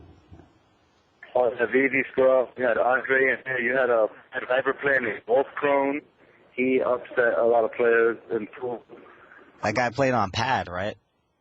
Yeah, he played on the analog joystick actually. Played on the analog joystick. Oh my god. He's an analog pad playing Viper. he was rolled, invited on rolls, and he ran through losers bracket in his pool because he was in pool 8, which was I was in pool 8. Daigo was in pool 8. Frodo, Jibbo. There was a lot of killers. There was a lot of killers in pool 8. I was probably like the pool of death. Wow, that's and strong pool. Obviously, everyone knew Daigo was gonna get out, but yeah, man, Pat Viper made it out on the loser side. Wow, Pat Viper made it out of that pool? Wow, I can't believe it. Yeah, like he put on DS in losers, and then he beat Jibbo and Frodo, I believe. That is get out. That is really a shock. In that pool, I lost to Jibbo. I lost to Jibbo, and I lost to Perfect Sin. Perfect Sin. MDVA player representing the Dalsum. Yeah, Dalsum player. It had been a while. Up to him, he's really good. I was a little salty about it because I was like so out of strike distance. Throw wasn't in time, but props about it. Rep the sim and tournament. Had some other really interesting matches though, like Andre versus Daigo. Tell me what you thought about that, because I wanted to see this match for a while, because I thought Andre's really offbeat style would maybe pose a challenge for a player like Daigo. You never know. Yeah, Andre does really well versus Vice players, and it's just Daigo's action skills. He's just so fast. He when Andre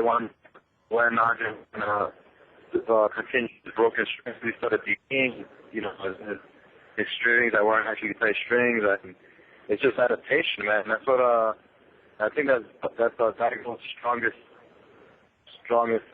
thing as a player is adaptation. Hey, speaking of which, I know you got to hang out with Daigo a lot afterwards at like the Applebee's, and you guys were getting some like special, like, some really first-hand commentary from Daigo about his game. So can you bring some of that to AlphaISM, because that was one of the main reasons I wanted to get you on. Well, from what we asked Daigo, we asked him like a couple questions, like we asked him. A lot of people always wondered if he sandbagged, because a lot of times he was losing. He'll lose the first couple games, and then he just comes back strong and like dominates. And from what he told us, he said he's not that sandbag. That he it up until he feels like he's about to do something down the line. So once got actually just there's nothing extra but like he poses a he'll wait. Hey, Javits, are you in a tunnel right now? He figures people out, and then once he figures he feels comfortable with it, then start really turning it up at that point. Okay. That's really interesting, and I remember you mentioned a really interesting comment he said about Justin's play style. So,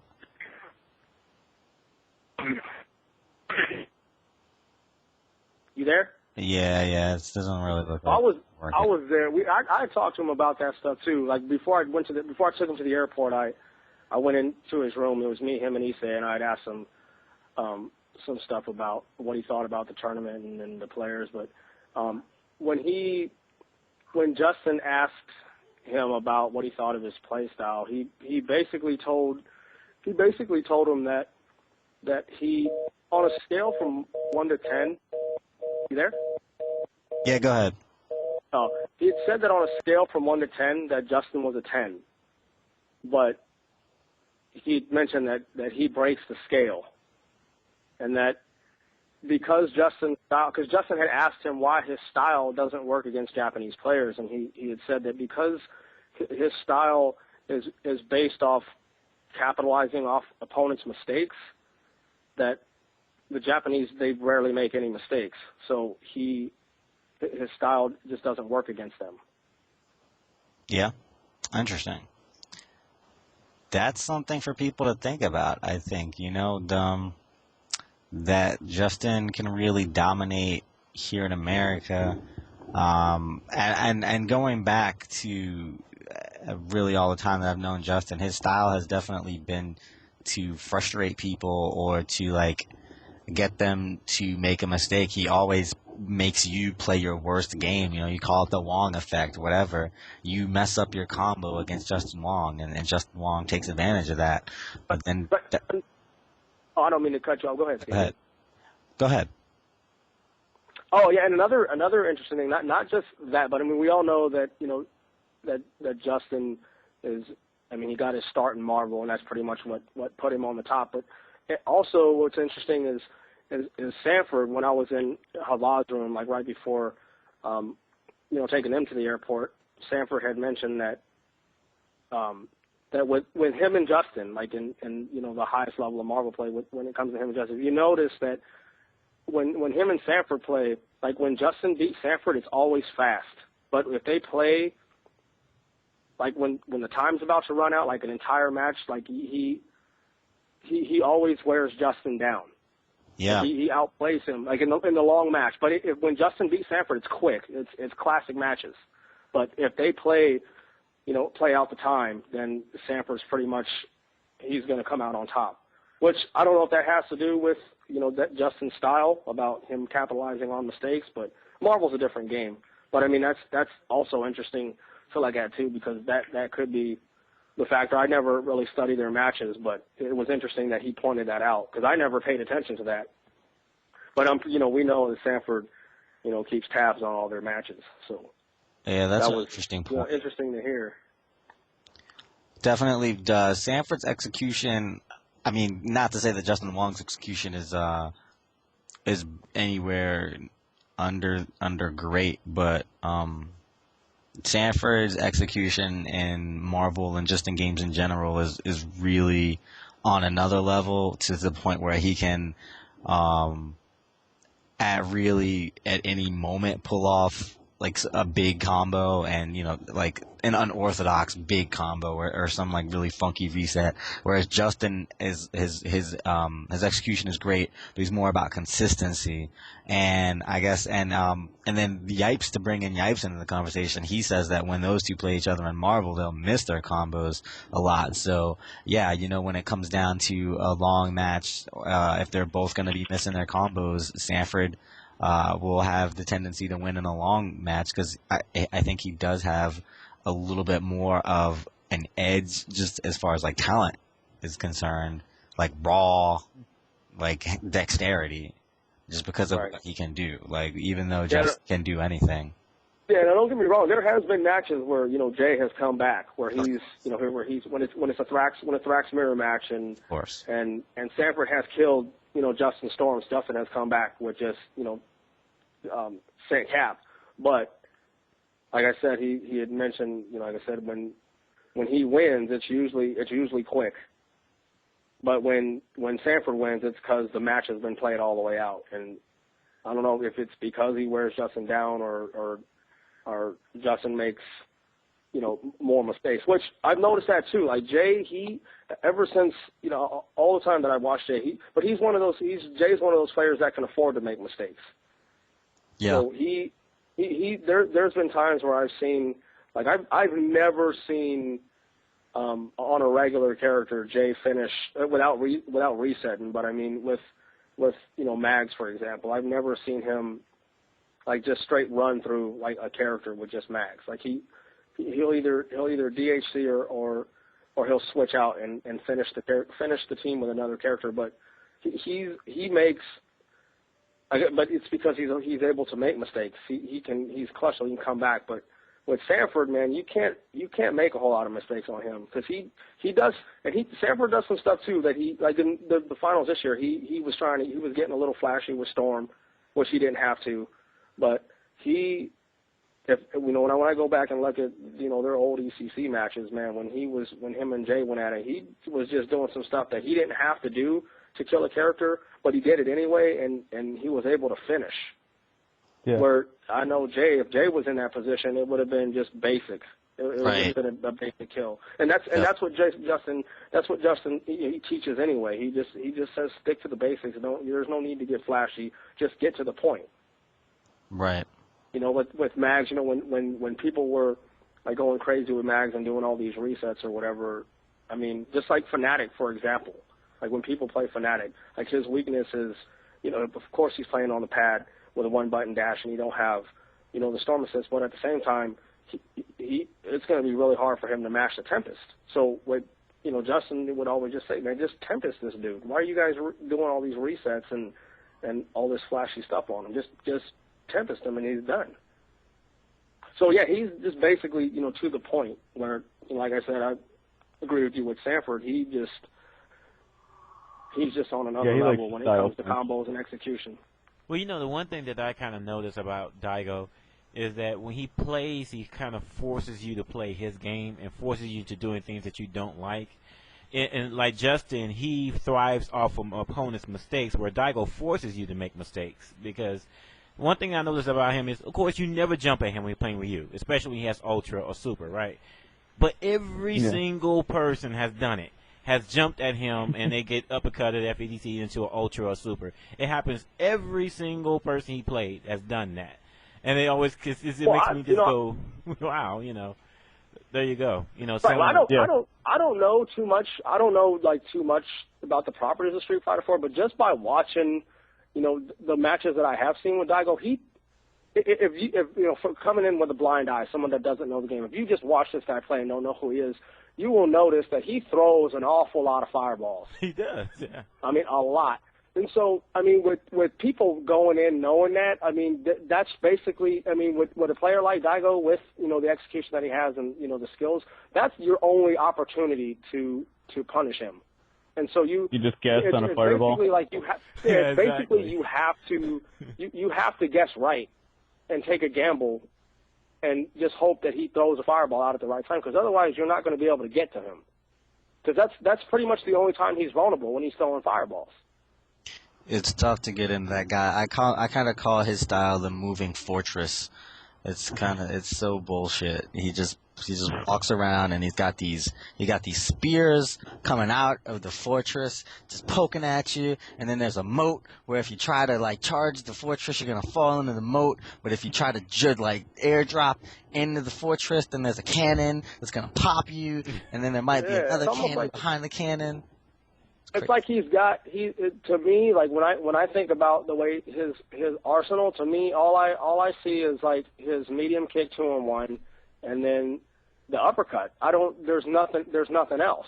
But I mean, I've seen him do other things, but I'm saying as far as like his main game, it's just really weird that he's able to dominate with just a few moves. Well, and I really think that's what it is. It's like his only vulnerable point is when he's throwing fireballs. You know, the way that he does that, he makes it really tough. His fireball, the first fireball, he's never vulnerable, you know, or like this, and like the second one, it's kind of a guess. No, it's the first one that he is vulnerable. The second one, he's never vulnerable, and the third one, it's kind of a guess. The first one being the one that you would have to guess to jump on, you know. It makes it so that you have to be really patient. And if you go look at some of the videos of these matches that Daigo played at Seasons Beatings 4 on frameadvantage.com, that's frame-advantage.com, and if you don't dash, then you don't get the advantage, so remember to put that dash between the frame and the advantage. There's videos up there, and you see like him versus Puerto Rican Balrog, arguably the best Balrog in the North American region. When he gets a full ultra, and he's already shown that he can ultra pretty much on reaction to the fireball, but Daigo will then put himself in the position where he's gonna throw fireballs anyway, but Balrog would have already had to have essentially buffered the super or buffered the ultra and put it all on this one button press on this one frame. And if he doesn't get it on that frame, then the motion's lost, and he either has to block or he's going to just get smacked in the face with a fireball. And that kind of whole rhythm where, it's like it's a game of like walking, stopping, walking, stopping, and then throwing the fireball in the offbeats, eyeballing that other guy's inputs, taking a little bit of intuition, getting into his flow. And that's really the high level Street Fighter game right there. It's so hard to even explain, but that whole, he puts you at a point where you are looking for a fireball. This in a normal game, I'm El Fuerte. For example, I've got my Ultra now. I'm like, okay, you can't throw fireballs, but if I'm fighting Daigo is gonna throw fireballs anyway. Yeah. He's gonna be throwing mad fireballs. It's like, I have to get the Ultra at the time when he did the bad fireball. It's so crazy for him to take my advantage and then flip it back around. But that's what the game is about at high level, and that's what Daigo excels at. Yeah, he's just like, here, beat me with this, because I'm going to do my shit anyway. Yeah. Yeah, and then again, it's Daigo. You know what I mean? Not just anybody could get away with that. Yeah, exactly. I don't know, man. It's really awesome to watch him play, because I don't watch. Well, I don't really watch. Because I know when he came in on Saturday. When we came in on Saturday and we started he was waiting around to play, and there were people over there. There was a great gang of people over there, and I believe it was Alucard and somebody else, and they were playing. It just seemed like a long set between the two of them, and there was a bunch of people waiting to play. Man, I just went over there and just bum rushed the station. I was like, "Yo, Daigo's getting on. We're running some money real quick," and he started playing some money matches, and people were playing them, and they before they even started playing them, they were confused. They didn't know what to do. They didn't know how to play them. Yeah. It's like they never played against a Ryu before. But his style is just such a fearsome bully Ryu. You can't. It is so hard to fight it. Like, the analog would be if someone just is in your face pushing you out before you even get a chance to get on balance. He just pushes you once, and it doesn't really hurt that much, but he just keeps pushing you, and you're like, it's kind of that kind of thing. Wasn't it Next thing Mike Tyson who said uppercuts you? Wasn't it Mike Tyson who said that every time that everyone has a plan until they get hit? It's true though. I mean, he's throwing a lot of fireballs at you, and then, you try to jump over it, and then you get uppercut, and then all of a sudden you're mind fucked. Then you go, oh, okay, what am I supposed to do now? And then you just eat fireballs or die. And it seems like there's just a matter of will, just forcing your will on the opponent. Daigo just makes you play a game that you really don't want to play. You just, it just makes you do things that you don't want to do. That's the one constant I find. He makes everybody uncomfortable playing. Some of that is just his reputation, but most of it is just the way he plays, and no one really gets to play their game the way they want to play against Daigo. It's just, he always take them out and mind fucks them, and then they're just gravy after that. Yeah, that's exactly. I was talking about that with someone tonight, where Justin, when he fights the whole entirety of the United States, even Marn today, Marn is probably, the second best in America behind Justin, and Marn's in the losers. Why is Marn in the losers? Because Justin. Chris Hu says, why are you gonna make Marn look so free? And Justin says, because Marn is free, and he's like so heads and tails over America that he can beat pretty much everyone here just comfortably. But then when he goes and fights the Jap player, it's like, what is this pressure? It's anime all of a sudden. And the boss is like in his face, he's like, wow, this guy's so fast, he's behind me, and then he punches me in the back and I'm on my knees. What's going on?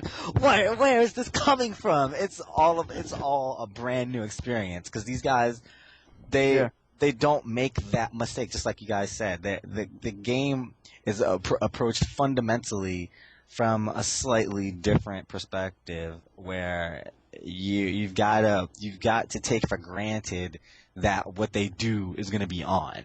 So that's really the main difference, and it's not to say that style is unbeatable or inherently the best, but it's definitely tight. Like that's you got to know how to fight that if you're going to be fighting that. Yeah. Yeah, definitely watching Justin play Daigo is going to be so much different than seeing, the match videos of him versus anyone else. This is crazy. And that's why I think we have, when we got Sanford versus Daigo, we had such interesting fights because Sanford is an American player that's more like a Japanese player in fashion because of that execution that he has, that dexterity lets him play a game that's more Japanese where he can kind of set up like 4 to 5 to 6 different options and really react to someone's reaction, counter to his plan on the fly and react accordingly and punish them even still. So just the back and forth that you see in a fight between Sanford and Daigo is a little bit different than the really, really reserved high stakes battles that you see with Justin and Daigo. With Sanford and Daigo, they can. It looks like two guys kind of like letting their hair down or whatever. They're going at it at each other. Yeah. But with Justin and Daigo, it's like nothing is to be let go at any 1 second. I can't give up 1 inch ever because if I do, then that's it. And I guess that's a good reason why. Yeah, it was like completely calculated. It seemed like when they were playing each other, especially in the grand finals, when Justin found something that was working a little bit better with the Fei Long. Yeah, that one broke my heart. Just because seeing Justin not be able to take the full advantage of that EX chicken wing that he was using there with Fei Long, and to really see that he was able to put Daigo in the situation where Daigo's gonna throw his Daigo ball, and Justin's gonna EX chicken through it like perfectly. Yeah. And not be able to finish the combo, just hurts terribly. Like he can get a fierce records off that. He can get a fierce and then an uppercut off of that or whatever, But it's definitely one of the things that puts Fei Long that kind of separates the Fei Long specialist, between the very good Fei Long player, and that's, Justin's obviously not a Fei Long specialist. He was kind of like digging down deep. His whole roster had been depleted in the first 10, and Fei Long came out. So hurts to see that, but man, he definitely was able to do a lot with clearly what was a barely trained Fei Long, which was impressive in itself. You were giving him advice, right? You were muting the mic and being like, "What are you doing? Uppercut him." I was screaming. I don't think he heard me, but I was hoping that he did. I wanted him to anti-air Daigo a little bit more and just uppercut Daigo a little bit more. So Daigo was taking advantage in there of jab forward strings, just jab strings in that we know in Street Fighter 4, not actual block strings. And in my opinion, if you're going to play a character with a Dragon Punch, then you just don't have to take those things. That's why a Dragon Punch is so freaking coveted in that game. You don't have to sit there and let people just do stupid ass block strings, and that's why characters without them are like the low tier characters. Characters with Dragon Punches can actually do something. That is a smash and uppercut in between a block string. That's what you mean? Yeah, definitely. Jab, low forward, fireball. You uppercut before the low forward comes out, and that shows that this guy can't get comfortable in his offensive game. And if you do that a couple times, then that's gonna change up what he does, and give you more room to work with offensively. But maybe. Why do you think he wasn't doing more uppercuts then? I would have to say, I think that he was kind of in a if it ain't broke, don't fix it mood, and he didn't want to get Daigo to do something else, right? He felt like Daigo's really obstinate. Daigo is not as versatile. I think he was really underestimating Daigo's versatility for a bit there, thinking Really? that he had a little bit more than he did. So he says, I'm going to stick with this. Daigo's going to be doing what he's doing. I'm going to adapt a little bit faster, and he's not going to be able to, catch on to the Fei Long tricks. Which if you think about it, it's not really a good plan. But it definitely was a plan. I mean, if you think about it on the fly, it kind of makes sense. But if you think a little bit more deeply into it, Daigo's probably going to be able to figure out Fei Long in 8 games because Daigo is used to one game as the base unit. Yeah. So I think 8 games for him is a lot of time to figure out a character. So I doubt that he was really too worried about it. But Yeah. I mean, he was definitely in some tough positions, but he had plenty of games to be in tough positions. So that was what it was. It was really good play from both players. I definitely think Justin could have won that. And that's just what Yeah, sure. a few people actually asked me afterwards. They were like, "Man, you sounded really deflated." And because I was, man. Shit. I wanted him to win, and I actually did get a little bit of negative comments about being biased, which I don't know. I'm sorry. Whatever. Yes, I wanted Justin to win. I didn't really try to let it influence the quality of the commentary that I gave. And if it did, sorry. But I could tell that. I think you and Seth, I don't know, maybe it was just because Justin wasn't getting his shit up, but it seemed like you guys were kind of in his corner. But I mean, whatever. So most of us were in his corner. I mean, I definitely called all the many uppercuts that Daigo pulled off right down the line, or Yeah.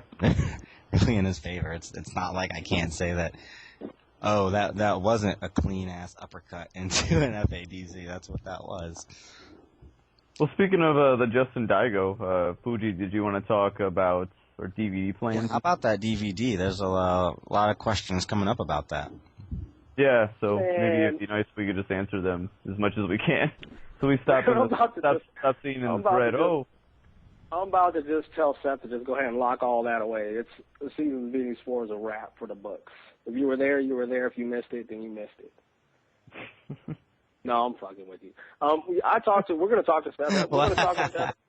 We're going to talk to Seth tomorrow about that, about what we're going to put out, man. I still got I still got the Yipes Justin match from last year that ain't been seen that everybody's been hitting on me about. But man, I'm really, to be honest with you right now, I'm really disgusted the fact that somebody recorded the damn stream and put it on YouTube. Man, the grand finals is already up on YouTube. Yeah. From the version of the stream, which I really am still trying to figure out why I don't understand why somebody would put that out there. I mean, I just don't get it. People want to be first. Yeah, somebody always wants. I know, but I mean, I don't get it. That's why we were kind of against. That's why we were kind of against doing the stream in the first place, even putting it out there. Because my whole thing was not that the people that are streaming don't know what they're doing. It's just the quality of the videos are ass. Like, I mean, because I've watched Evo's stream, I watched Devastation's stream, and for me, like, I'm one of those people that it has to come out nice. And not saying that, I mean, it's all we have, yes, but, when the Evo stream was out, I mean, I couldn't even watch Devastation. Like, I watched it, and it's good that they had the commentators on there, and it was the first one, and it was dope for, like, to see the live people, but for games, no, it's not there. And that's why when I was talking to Chris, like, I don't think we should do the stream, and for especially Justin Daigo, for that caliber of a match, I don't want it to be out there like that where it's laggy and choppy. And I know other people out there will settle for less, but I'm not willing to. I mean, if it's what we're putting out, I mean, you got to think about it. This is what we're putting out there. We're giving you a laggy match, and we're talking the top 2 players in the world. And so that's why I was against it in the first place. But now, we got people recording the stream and putting it out there. and that's just it's completely disrespectful. But as far as the hardcore players, the ones that want something tangible and memorable, I mean, we're planning to do something to put some stuff out there that ain't been seen, that I know that was not streamed and was recorded by, you know, maybe one or two people. Well, to go back to the stream stuff, I saw, because, yeah, I mean, people were like, oh, yeah, that matches are already on, you know, YouTube, and I checked them out and everything. And all I did was email the guy. I had no idea if he was familiar with SRK or, because, I mean, some people, you know, are just on this shit and, you know, aren't part of our community. So I just got on there and said, you know, I know we didn't really flash any copyright or anything, but, you know, we're just two, you know, me and Fugee, we're just two people, you know, running this big tournament, costs a lot of money. You know, if you could respect, you know, what we're trying to do with, you know, with this DVD that we're putting out and just not post any more videos. And cause Seb had posted like, kind of like a snotty, comment in the guy's YouTube, you know. Yeah, I did too. So, but, you know, I just talked to the guy. He said he was. Yeah, we just got Javits back on the line. But you can go ahead, Chris. Yeah, so I just messaged the guy and just gave him like a real polite, you know, here's what we're trying to do. So if you could just not post anymore, and he was perfectly fine with it. I don't know how many more, you know, kind of fires we'll have to put out with people, but I guess he recorded the whole freaking tournament, and you know, he was like, yeah, if you guys don't want me to post anymore, I won't post anymore. Well, that's pretty cool of him.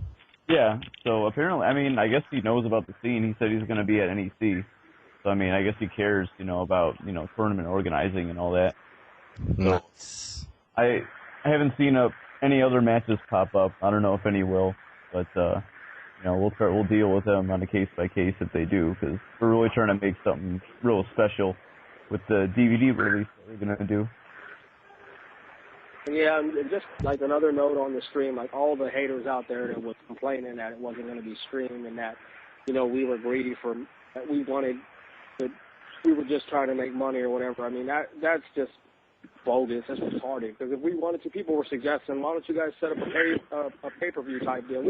I mean, if we really wanted to, if we were like out like money-hungry scammers like that, I'm sure we could have figured out something to where we could have did that. But it wasn't about.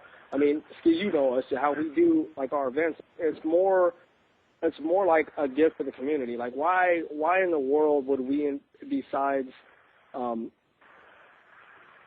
than trying to make money, why would we bring Daigo to Ohio? Right. You know what I mean? It's just one of the things where, okay, here's another, basically the top seasons beatings 3, and to give these guys that are in the Midwest like something to remember that. I mean, this is like your once in a lifetime chance. If you don't go to tournaments, like you see about this guy tournaments, you'll never be able to see them. So, you know, we bring them out here, and then, you know, we got Justin. We give you. I mean, all the guys are here. You know what I mean? And you got to be here. And just on, you know, on another note, like I said, I was talking to Issei and Daigo like right before I took them to the airport, and I asked them what they thought about the stream, and they both agreed about that match, that they didn't believe it should have been streamed. Even Issei and Daigo both said you have to be here. So I think like we made the right decision, and even before, you know, the match, I asked like everyone that was live in the crowd, and people were coming up to me and they were saying, you know, don't listen to them. And we never did. We never did pay any attention to the people that were complaining. But yeah, we completely ignored them. That it shouldn't have been streamed. Yeah. I mean, we made the decision, and we didn't even respond to all the people posting page after page. I made one post because I think it was after Friday night. I couldn't believe people were still talking about it. And, I mean, I was like, nah, I don't even care. So I'm just going to go on and just rip in all these people. But, so, I mean, we just ignored all those people, you know, pretty much the entire, if you want to call it a controversy, because it was like the decision was made. I mean, whining about it is not going to do shit. But we will see that match on the DVD, right? Oh, of course. Yeah. So do we have any word on when we might expect that one? Well, like I said, we talk like our goal is to do it within, I guess, like standard, like within 2 months, but we'll try to get out there sooner. We're going to talk to Seb tomorrow and figure out exactly what we want to put on there. Now, I know that we do have, I mean, we have all of the plan is to do all of the top 8, and then, you know, we got a really good set with Justin and Josh 360. We got all of the Stone Fanatic matches. Plus, we have so much Marvel. We What's decided we're probably going to do a disc just for Marvel because SB is known. It was known as a Marvel. These big events for Marvel, and we got so much cool footage and everything. We figured, well, we'll do you know, a dedicated disc just for Marvel. Oh yeah, actually. No, on the right side, sorry. All right, well, that's pretty cool. Hey, well, hey, Javits. Yeah. Can you tell us any of the cool things that Daigo said while you got to hang out with him and you were having the little powwow after the tournament? That was one of the main reasons I wanted to get you on the show. Yeah, he told us, like, he doesn't sandbag. He just, like I said, he just, when he knows he has a certain amount of games to play in a set, he doesn't usually turn it up until he's almost about to lose. So it's not really sandbagging, it's just that he takes as many games as he can to try to figure out his opponent. So that's pretty much like a strategical thing. It's not like that he thinks that America's free and anything like that. So it's not a strategical thing. It's just, I mean, it's not an arrogance thing. It's just more of a strategy that he takes the tournament to playing. Because he told us that the thing he prides himself most on is his adaptation skills. It's not even his execution. It's not his experience. It's just his ability to adapt. It's his strongest point. And yeah, and one that was funny that we also asked him why doesn't he use Sagat, and he said, well, the reason he doesn't use Sagat is because he likes Ryu, but with Ryu, like he said, if he was to use Sagat, Japan would basically go crazy because like Sagat's so good, and he's already very good. So it would like he would dominate too much with that character. So it was like pretty interesting for him to say that. Nice. Like he says, he feels it would be too strong. Like him with Sagat, it would be too much. So he's like whatever. I'll just stick to Ryu. I like the character, you know. Yeah, I mean, I heard something like that in regards to Third Strike. I mean, I heard there was a period, and when he was really into Third Strike, that he was in the lab for 6 straight months playing Third Strike, and he was at a stage where he was unbeatable, where people in Japan were complaining about him.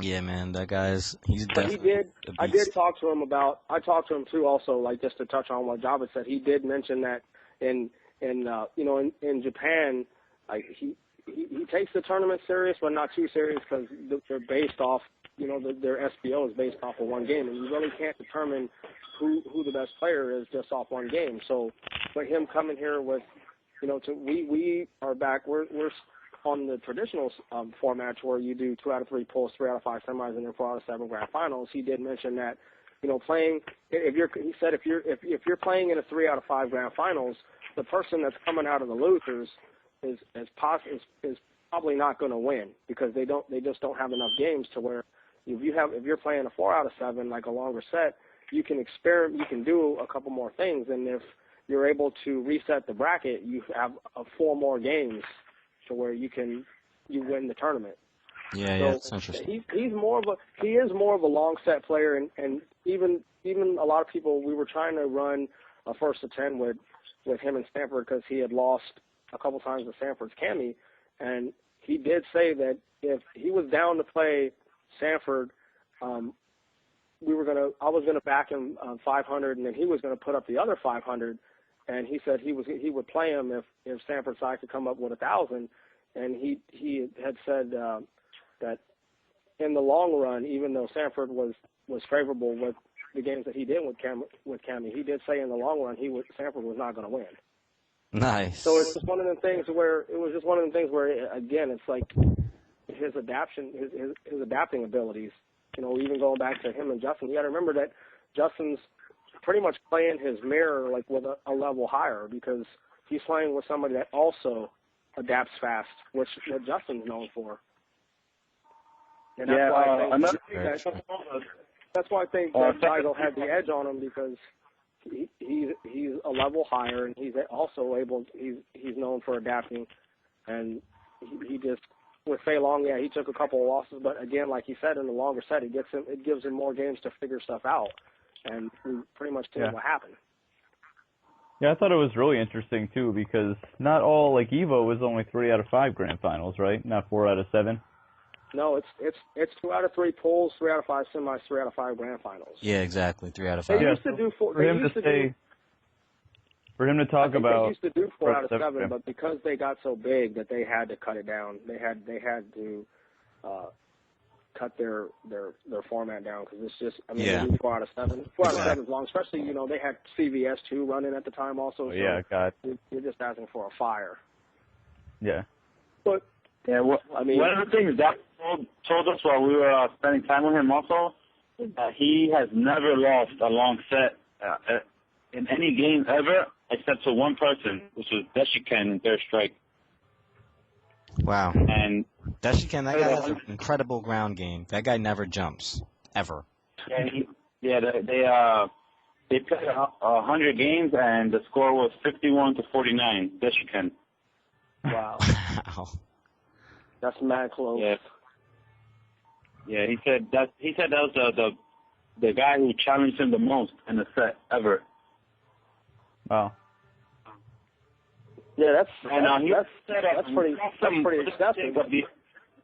Yeah, we also asked him what did he think of like the American top players compared to Japan's top players like Sanford, Justin, Marn, Arturo, and he basically he gave us like we asked him like out of 10, what does he like from 1 to 10, what does he give each of those players?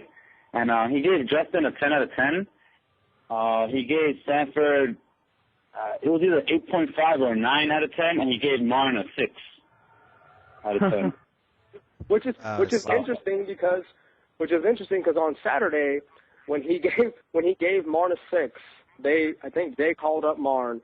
And Marn was furious, and he said that if he could find a ticket that was less than $400, he was going to fly out on Sunday just to play him for money.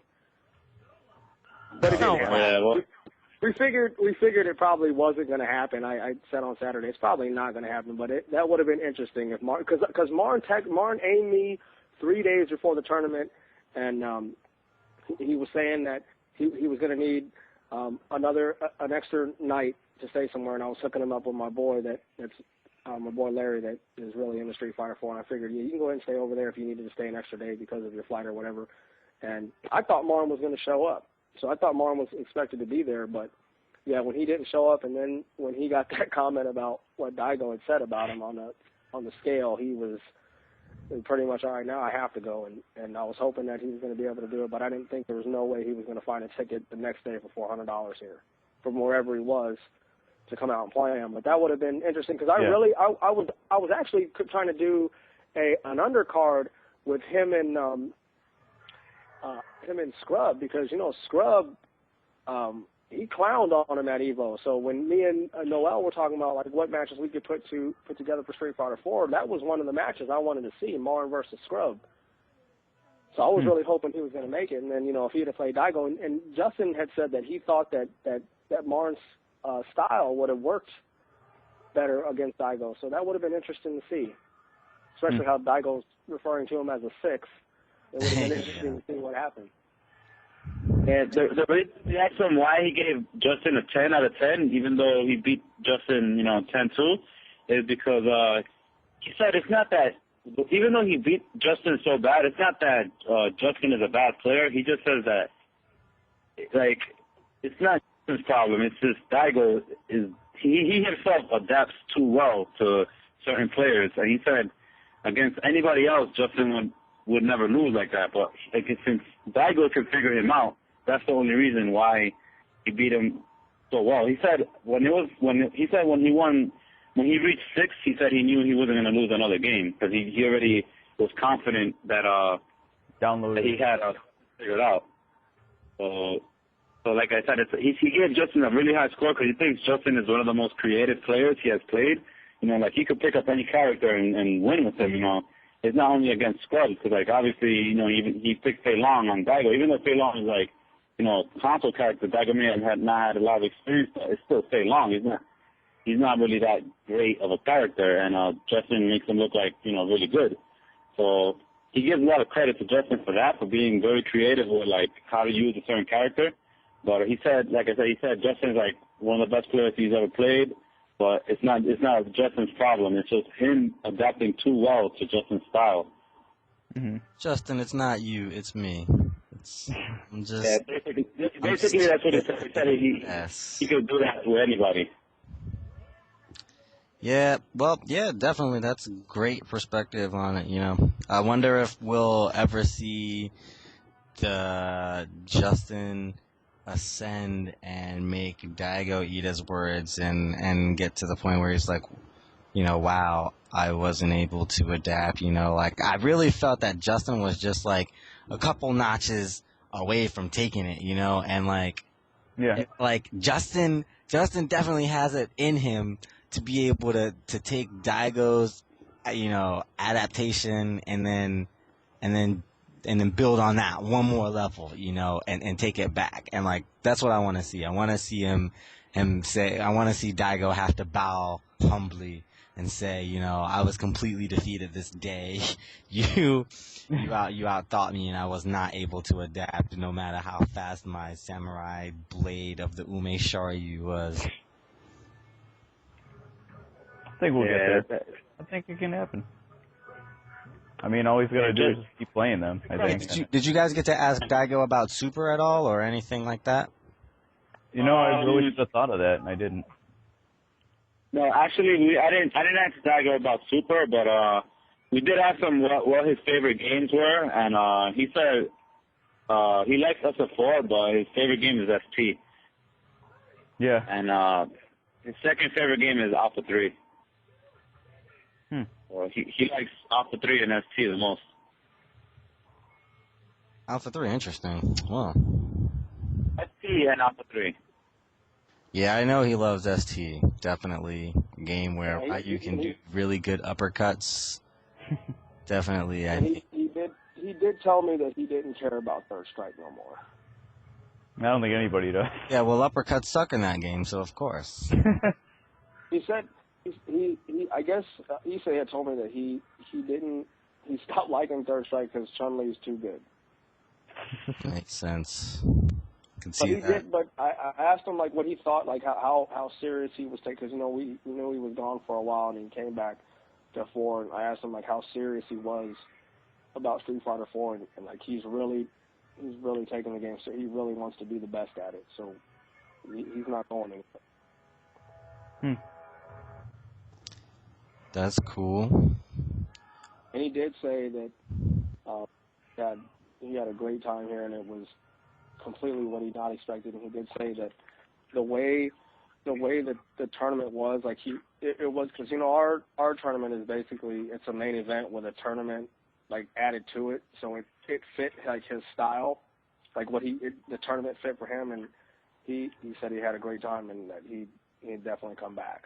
So if we don't see him at Evo for whatever reason, or if the Seasons Beatings franchise continues, we can expect to see him back.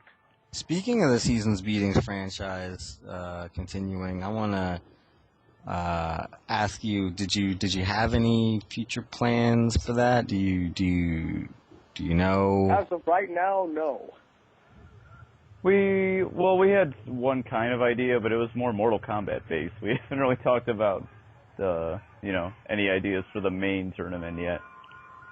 We really got to see what happens with Super. I mean, I'm sure it's going to be huge, and how big Tekken 6 is. I'm sure they'll both be pretty big, but that'll really affect, and what BlazBlue's doing too.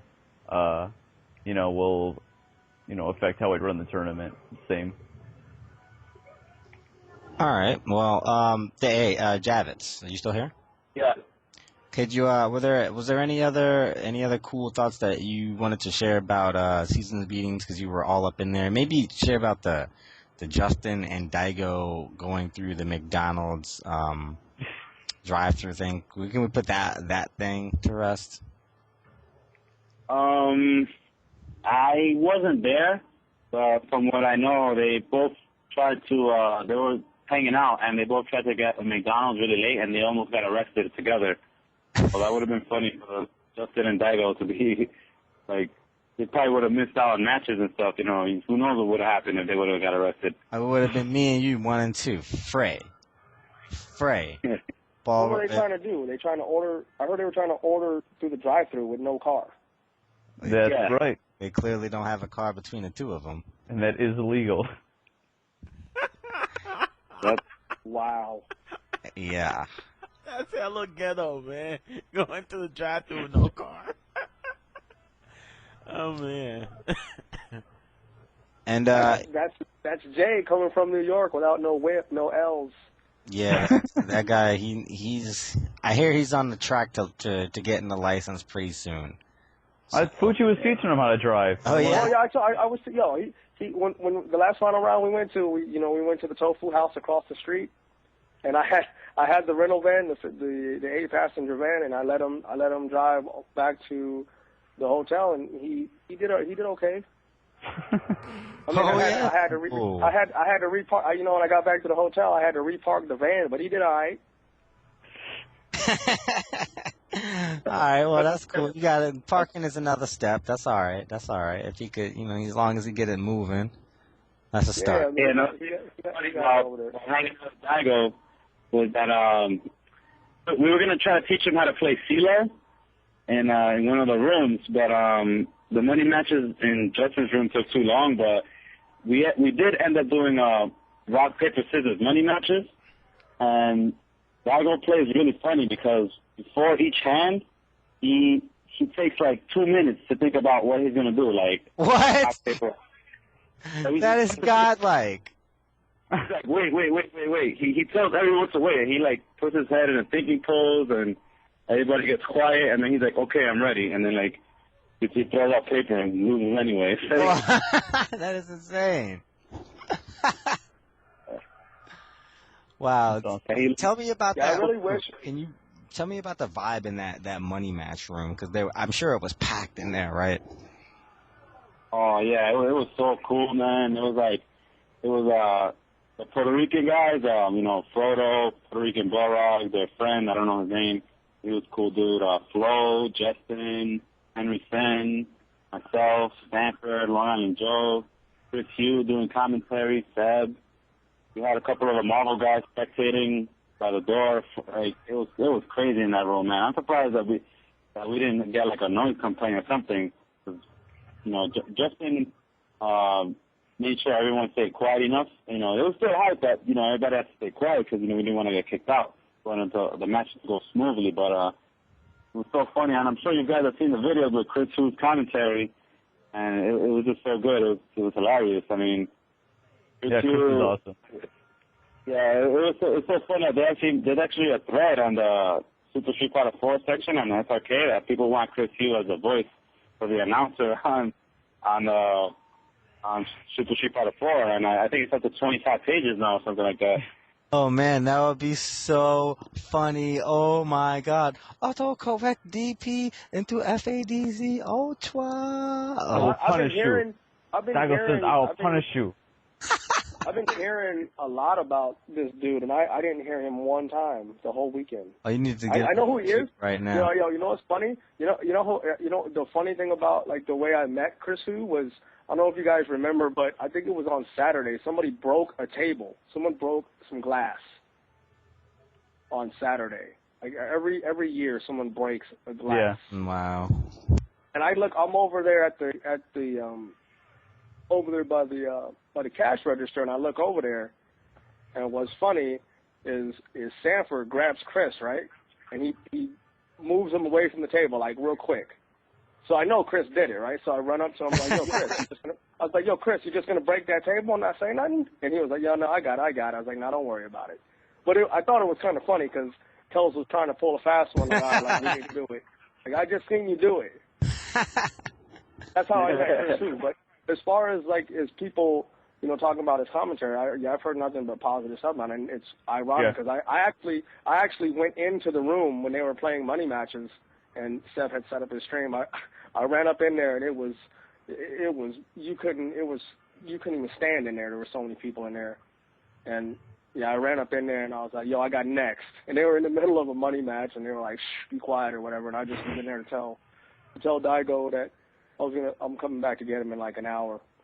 But yeah, I didn't get to hear that guy. I know he commentated on Sunday, I guess, after the finals. They ran some money matches with Daigo. And I know he got on there and commentated a little bit, but I didn't get to hear him. Now, I didn't hear not one word except the words that we exchanged about that broken table.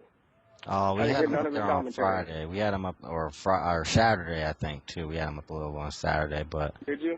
Yeah, I heard he got a fob voice, so I got to hear what he's talking about.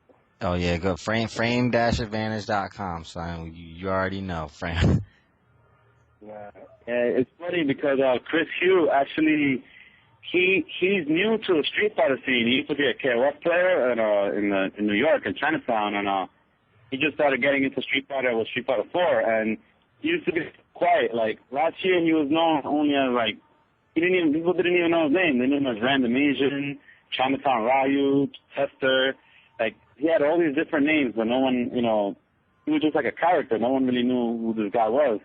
And then I think he started hanging out with the Empire crew, going to the Arc, playing, hanging out on Yipes, Sanford, and those guys getting the lingo down. He just became like a totally different person. Like, he gets so hyped now. He's like, oh, you mind fuck now. Like, he gets so crazy. And he's actually a really good Ryu player also. So it's like he's not just a funny guy. He's actually a solid player. So when he talks, he knows what he's talking about, but he just puts a funny twist on it, and his accent makes it funnier. Like, some people seem to think people are laughing at him. But I think if you know him and you know how he is, he knows that he has an accent. So it's really like people are just laughing with him because he just wants to put an entertainment twist on it. You know what I mean? He doesn't take offense to like people clowning the way he talks because he's well aware that he doesn't speak best English. Mm-hmm. So he just wants to have a good time. Well, that's cool. Yeah. Glad that's cleared up for anybody that might have twisted. Yeah, this is cool about it. I was hanging out with him earlier because me and him were at Churro's house, and 8-ball. I asked him how he felt about it. He said it's all right. He doesn't, as long as like no one disrespects him in real life and tries to do anything, he says it's cool. He said he knows he has an accent. It's not a big deal. 8-ball. 8-ball. Yeah. So I can never get over that, man. Chris is my favorite commentator just because it's not Abel, it's not a bell, it's 8-ball. 8-ball. That would kill me. Oh man. Well, I think we're gonna have to bring this one to a close. But did you guys have any last salient memories of season's beatings that you guys wanted to tell about? No, just the feeling when it's over. I don't have to do anything anymore. It's awesome. But yeah, I mean, we just glad everyone has a good time, and we like doing it. So. What about you, Fugee? Oh yeah, I don't think any from now on. It was a great tournament, man. Oh, thanks, man. I'm glad you guys enjoyed yourselves. It was, man, it was a blast, man. It lived up to everything I thought it was going to be. I thought it was going to be a little bit more chaotic, but I mean, it was completely the flip side. And it was a lot more organized than 3 was, so it was great. Oh yeah. I thought it went down pretty well. Everybody went, took an extra step to make sure it ran good, and yeah, man, it's one for the books. Yep. Definitely. I definitely have a special part in that one. Obviously, well invested in the tournament. I had a great time, and thanks to anybody that watched the stream, gave us some support, and you obviously maybe saw something you liked because you stuck with it all the way through to this AlphaISM broadcast.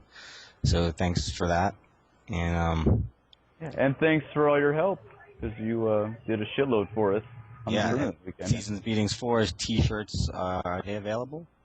Yeah. Well, I just there's a couple left. I did a reorder because we had no idea. I mean, we never done merchandising, so I had no idea how many shirts to order. But We sold out at the event, and then people wanted more, so I did another run of like 25. So we got a couple left, so jump on there. All right. Well, don't forget to hold mine because I do want that. Oh, yeah. I'll pay you I got you. shortly. Great. Well, this is AlphaISM Radio. I had Fugee and Ghaleon on tonight. We were discussing Seasons Beatings 4. I was assisted by Javits, who was there with me. We had a great time at that tournament. Daigo Umehara came out and put on a crazy show for all of us. Took a bunch of matches with our American champion, Justin Wong, down to the wire. So, everybody, I'm sure you guys saw the stream. Thanks for listening to the podcast. And let these guys, Fugee and Ghaleon, know how much you love their tournament. So hopefully they will bring another one back next year, because I'm sure that even though Marvel is going to be probably not much on the radar, Super Street Fighter 4 will be out. There's going to be some big events that you guys are going to want to travel out to Columbus that they're going to make happen for you. So let them know. Is that right, guys? We're on it. All right, man. Thanks for you guys for joining us. Peace, Bunky. Peace, Javits. Yeah, man. Thanks, Javits. Thanks, Chris. I'm gonna say goodbye to you guys. Yeah, good talking. Thanks, everybody. And I'm still here with Ben, and I don't know what he's got in store for you folks, but I'm going to turn it over to him. AlphaISM Radio continues with your host, Bunky. What's up? Well, thanks, Ski. And again, let's hear it for Ghaleon and for Fugee and for Javits for coming on, and for Ski for hosting it. It was a great show, as always, and I learned a lot, and this is great. This is what I like to see done more, is to focus on the people that are actually being so selfless, is doing stuff for the community. I don't know what they did to get Daigo to come out there, but it must have been something pretty big, And I'm pretty much guaranteeing that it's something that had to come out of their own pockets for it. So, I mean, that's what I'm talking about. I really do like when people are innovative, when they think of new ways of doing things, and it was very smart of them to do it.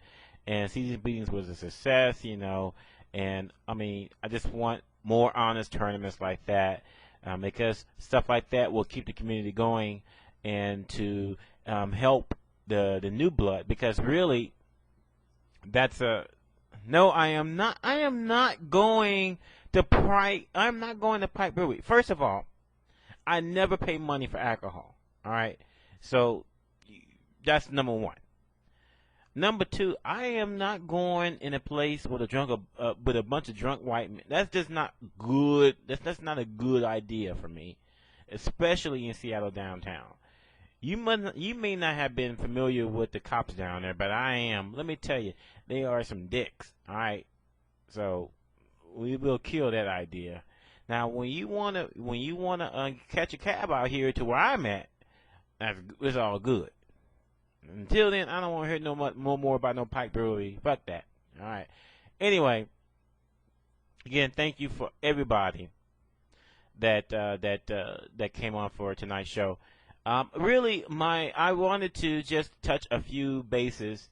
I'm going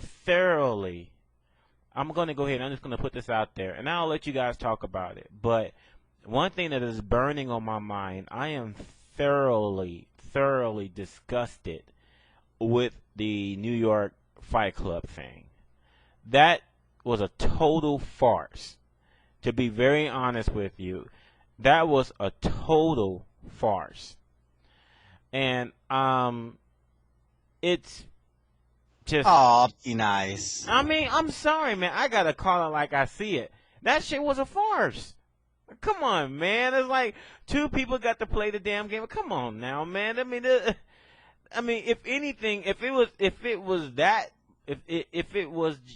they were just that guarded about it, they should have just delayed it until a month or two later, when the more progress was made on the game, and when they're ready to show more of the game. I mean, That was just weak. I mean, I can't defend that. I'm sorry. That was just I don't know what else to say. But we did find some interesting things. One of the things that that makes me go is that of course DJ's in the game. Justin says that DJ's max out is pretty good. It's not as good as Guile as far as recovery, but it's still pretty good. But his EX that EX carnival kick crumples. Now, wow, that's going to be interesting. So we'll see what happens after that. That's not quite as bad as I thought it would be, but still, I mean, I don't know. Having I'll moves tell you starting. now how that's going to turn. I can tell you right now how that's going to turn out. How's that going to turn out? Here's how it's going to turn out. You're going to have this combo. Cross short, cross jab, cross jab, cross short, cross jab, cross strong, EX strike kick, and you can do ultra, right? Right. That's 3 hits, and then the 4th hit, dread kick, right? And then the ultra is the 5th hit. It's already scaled down to like 60%. It's not really a lot of damage for the ultra. It's a good damaging combo though, right? That'll be good. Next, you'll have cross short, cross jab, whatever, and the EX dread, right? Then you'll hit them with the slide. Slide won't be techable. Then you'll have, your really good ambiguous cross up, right? Sweet. Next thing that they'll find out, blah, blah, blah, EX dread, and you're gonna do jump late, short or something, right? And it's gonna pop them up, and you're gonna slide, and the slide's gonna put you on some ambiguous side, and then you're gonna do cross short, cross jab, cross fierce, knuckles, EX knuckles maybe, and you're gonna dizzy them or some shit like that, or some crap like that, right? And those are probably gonna be You the really few thought this shit out, God. Yeah, it's gonna be sweet, but yeah, and then in the corner there's gonna be some crazy shit, right? But yeah, that's probably how it's gonna be. So yeah, I think it's gonna be tight though. Yeah. Oh man, well let's hear it for the black man. Yes. I'm a DJ player, ST. Man, I have not played ST in a good year right now, year and a half. But the super coming up and DJ. It's calling to me. I'm feeling the urge to play some ST, and I don't like it, but I may have to give in soon. Man, you know what? Let me ask you a question then, because see, you're the go-to expert for Street Fighter 4 for right now, and I want to know this. Guy is going to be in the game. Will he be good? Now, his before I say that, let me say, I take issue with speculation on characters in totally new games because there's so much that the designers and developers can do to a move before it reaches its final incarnation that it's hard to say, really what's gonna happen. Third Strike players will look at their Third Strike characters and say they're not gonna work in the Street Fighter 4 engine because they don't have parry, and this character worked because of parry. But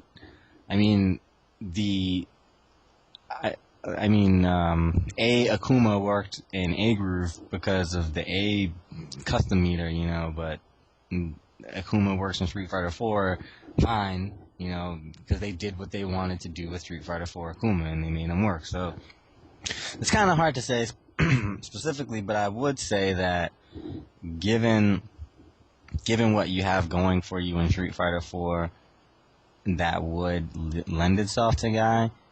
I don't think that he's going to be especially good. Damn it! I do think that he'll have some gimmicky things for the executional specialist, Guy in Alpha 3, let's say in Street Fighter 4 just in general, a lot of the characters kind of take into their essence, but the essence is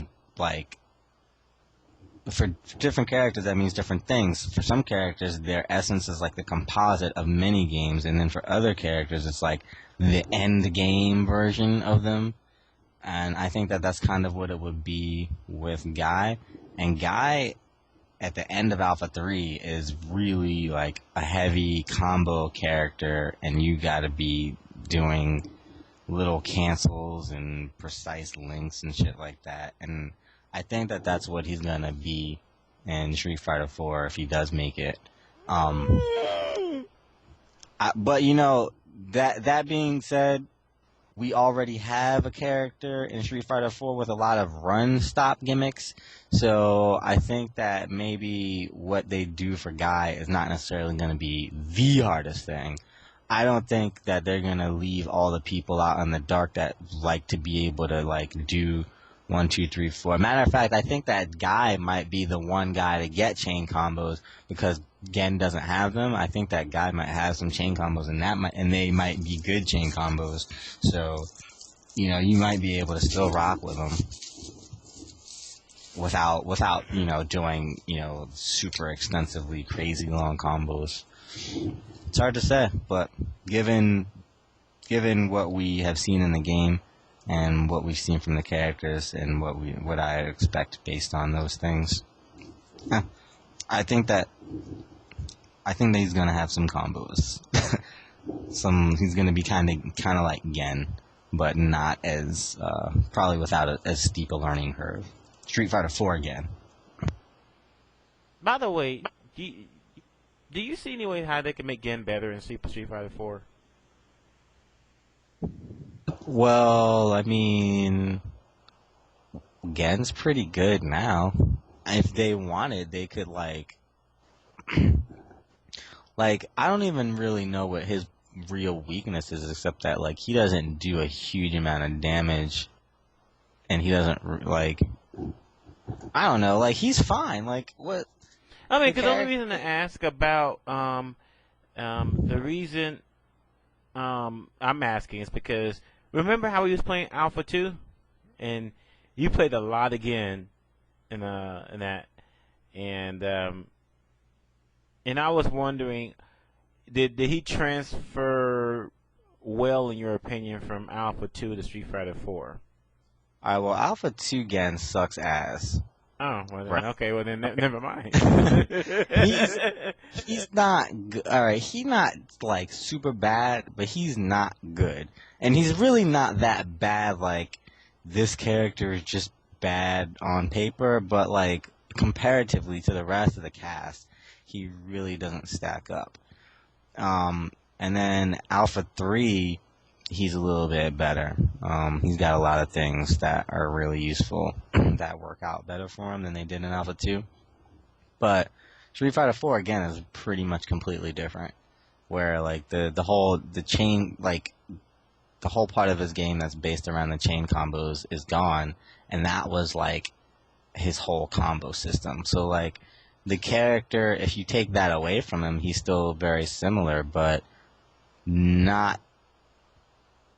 Almost nobody sees the character in that way anyway, so it's almost irrelevant. Like a hardcore Gen specialist would see the parallels, but how many hardcore Gen specialists are there? And then of those, who are the ones that like just like doing chain combos, you know? So like I think that character is really kind of something that's going to be, you know, more of a new, fresh character for Street Fighter 4, and that's kind of what we saw, where he's got, like, those same Gen attacks. So it's really, like, you know, you have to, like, you land hits in the similar ways that you would have as Gen, but once what you do after you land those hits is drastically different between the games. You know what? By the way, since we're talking about upgrades for Super Street Fighter 4, you know, one thing they can do is somehow do something about Rose. First of all, the bitch needs an anti-air. Okay, the crouching fierce is donkey balls against a guy. Okay, and her soul throw can easily be hit out of. I'm like, and her soul reflect, you get to see the fireball coming 20 miles away because the startup is as long as my dick. All right, so there's some issues there with Rose. I'm speaking out of frustration. Today I played about 40 matches and I lost about 33 of them motherfuckers. All right, and it is really, really, really disconcerting when people can just jump at you at will and ain't shit you can do about it except throw a grape at their ass. All right, now Man, grapes are good. What's wrong with grapes? I mean, seriously, man, it was frustrating the mess out of me. This is why by the way, I want to talk about that DS made me quit Street Fighter 4. I played him yesterday, and he made me quit Street Fighter 4.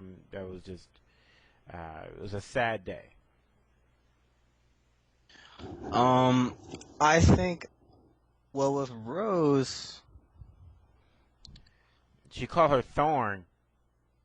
no, like, she can fight the fireball fight, but it's really, really important that your positioning is correct there. Me on the And ground. you have to be further out than the Hadoken fireball fight range. You have to be far enough out that you can throw a fireball and reflect the next fireball, like, reliably, and for that, you need to be a few more steps back because her reflectors don't work instantly. It takes a few frames for them to get active and then work. So, I mean, but they work. I think the light punch one is better. Like, like what it is like, you can throw the fireball and then you can kind of absorb the fireball at will, but you kind of have to set up the reflect. But then you reflect a fireball or you throw a fireball and then you kind of use that for positioning because, like, they move so slowly, or like you're free to move after the reflected one pretty quickly. So, you kind of, her fireball games, it's like you don't like fireball war, but you kind of you make like precise fireball strikes, I guess, like you don't want to build your game around it, but you definitely need that part of the game to factor into your offense. Like, she's definitely built for that. Then you need to use that slide to kind of get in there and like do throw tricks and shit. I don't know. I mean, I don't know if it's like the greatest fight, but I would say like once you kind of get in there close enough, you can still. Yeah, because don't jump at the motherfucker either. Because I mean, like I just learned that jump as a guy, standing around house into tiger knee. That's 35% of your health gone. I'm like, you shitting me. You're shitting me. Well, with her, you got that big floaty jump, so you don't want to jump like when just like out of nowhere. You kind of got to jump when you have them blocking like a fireball, or when you got them knocked down and you can get a good deep cross up or something like that. But that's really about it. But I mean, sometimes you want a neutral jump. Straight up, her fierce is good. And sometimes you want to jump. Like, a lot of players, you gotta kind of learn to jump. And there's jumping, and then there's, like, jumping. Like, you don't really want to jump deep into someone that has an anti-air available unless they don't really have the time to get that anti-air out. And what that usually means is after the knockdown, the safe jump. Aside from that, if you're jumping at someone, you have to recognize that, like, if it's Saget and he's got an uppercut, if you jump in the uppercut, you're just gonna get uppercutted, right? So why do it? Now, if you're a few steps back, though, you can jump at range where you make him decide if you're gonna put your foot out. His uppercut is only gonna hit like your foot. You pick your most horizontal reaching jump in. So like Rose, I guess, like jump forward or jump roundhouse or whatever, and you're jumping from a range so that it'll just tag them with the end of the foot, and they have to uppercut that, really, really late on reaction or something, or they have to commit to it. Believe it or not, I'm actually writing if you this down. didn't put that foot out, then that uppercut comes out and it whiffs and you get the punish, So there's still it's not just it's not just as straightforward as like jumping gets you killed, because it will if you're not doing it right. But there's a lot that kind of goes in there that gets kind of glossed over, I guess. You know, footsies. I mean, You know what my problem is though is that when I'm getting like Sagat totally zones me out. Like I could try. Of course, I can't really get into a fireball wall, and you say you're not supposed to, but you want to use the. But like for example, when you reflect, first of all, when I use her reflect, I think her light reflect, the shit goes when I reflect it back, it goes up horizontal. It goes up horizontally, and so it goes over their head. So it's not like you're reflecting it back right at them.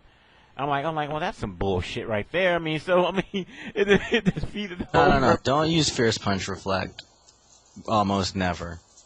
You only want to use medium and strong, or medium and light punch. So, like, the thing is, hold up. Let me look up the frame data on this before I tell you something incorrect.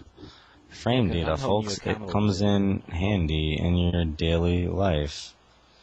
The next time you're crossing the street and, you're wondering if you can make it before that Toyota hits you, all you gotta do is check the startup on the Toyota's dash, and, with a few quick calculations, you can quickly determine you seriously sound like a Toyota commercial right now.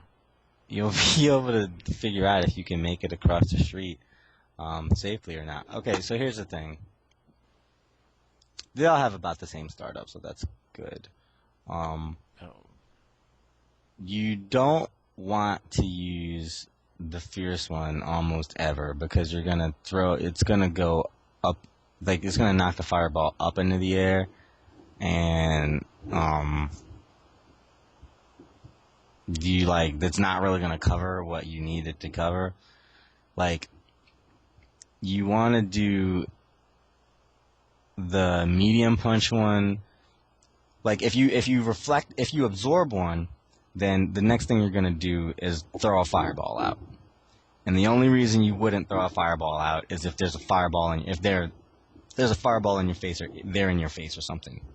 You're only going to be absorbing the fireball if you're like almost full screen anyway. So good. You're going to absorb the fireball and then just throw a fireball out, because unless there's a fireball in your face, which is clear. And if there is a fireball in your face coming, and it's like you have enough time to reflect it, then you reflect that fireball. And then as soon as the fireball that you've reflected to them is about to make contact, you want to throw a fireball, so that your fireball comes out just as the fireball that you've reflected disappeared. So the goal is to keep his fireballs out as much as you can, covering as much ground as possible, so that you can control that horizontal space. So you can get in there. Basically what you're trying to do is get into the range that you want, so you can poke, jump, or do some throw games or some shit. So you're supposed to follow the second fireball. Yeah, you're gonna start following. I think you follow the second fireball. It's hard for me to tell you exactly what to do with this without actually playing it out, but I think that's the gist of it. Okay, no, you give me some stuff to think about. But you know what?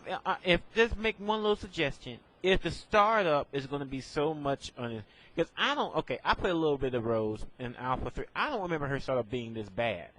It's bad startup. I would not mind if they dropped that startup a little bit. But even if they didn't keep the startup the same, okay, if I reflect it, let it go back real quick then.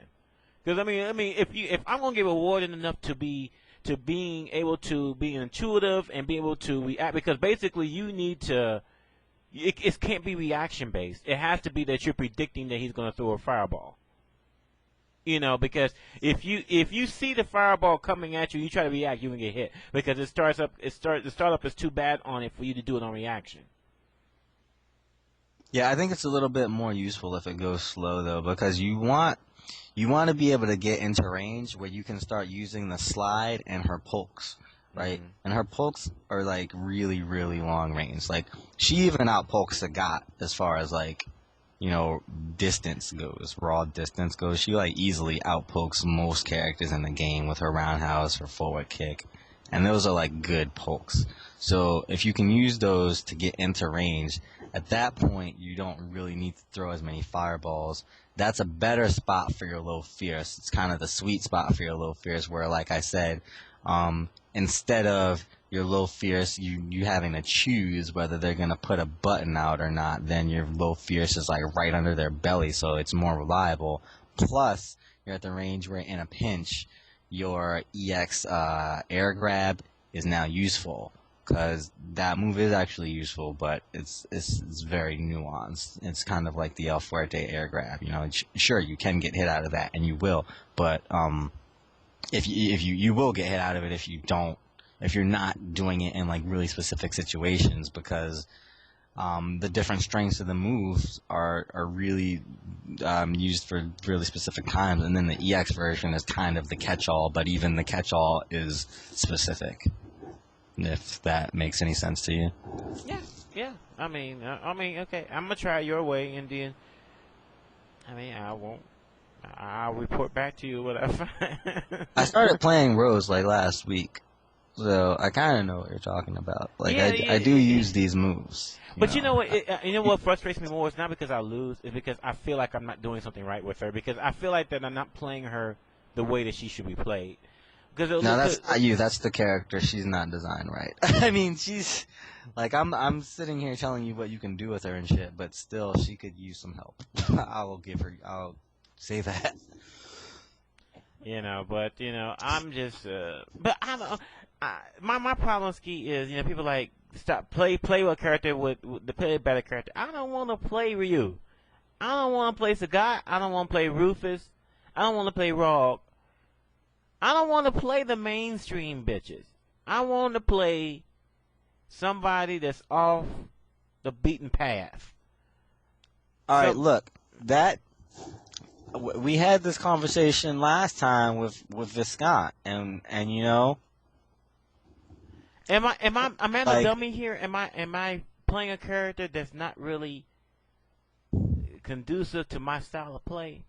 Look, it just doesn't make sense to pick a character for that decision, for that reason, and then also get upset when you don't win, because logically, there's a reason why you don't see this character as much. I know you don't want to believe it. Okay. I know you don't want to believe it. This is the part that nobody ever wants to say. Okay? There's a reason why you don't see that character as much. Do you know what that reason is? It's because it's harder to win with that character. I know. All right. Know. And now it's you're better picking in a its character words. that you don't see winning, and you're saying that you want to win with him. No, what you're saying is that you don't care about winning because you know that you have to put in even more work than you would with a character that you don't want to play, and you're not going to put in as much work as the guy that's winning with Sagat. So how do you expect to win with Rose when you're not putting as much work as the guy that's winning with Sagat?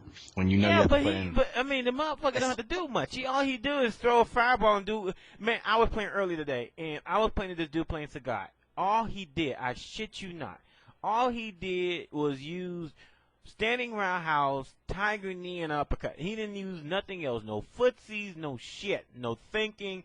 And I lost because I jump, I get 35%. If I stand there, I get fireball to death. And I'm like, okay, what the motherfucker do I have to do to kill this shit? Wait. All right, let's stop right there. Okay. All right, now what did he do? You said he did 3 things, and you said you did 2 other things that weren't even as inventive, right? So how would you expect to win? Okay. He was doing roundhouse, throwing fireballs, and uppercut, and then you were just jumping and standing there. So they ain't gonna obviously. He zoned me the fuck out. Then shit. That's what Sagat does. He's a zoning fireball character. It's not fair though. It is not fair. It's not fair. It's not fair. The white man's fault.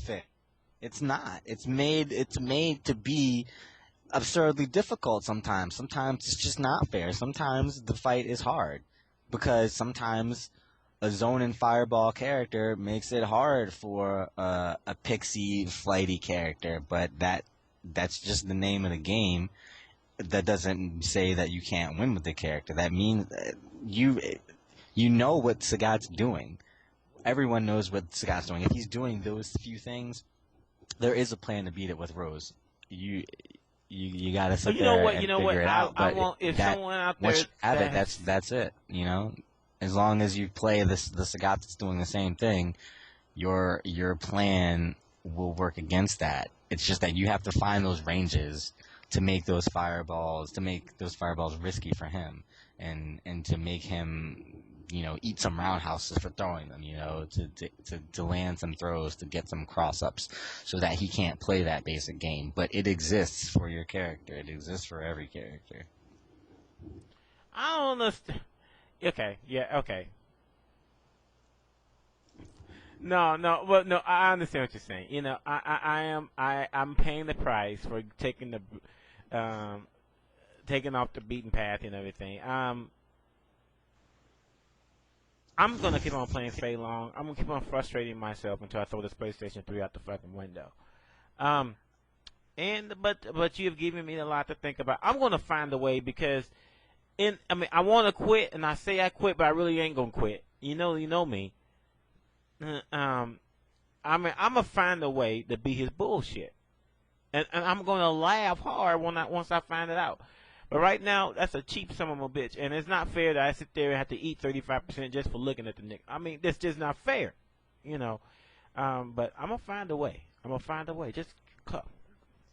Wait 1 second. I'm gonna try to get somebody else in on this call that's gonna have an interesting perspective on it.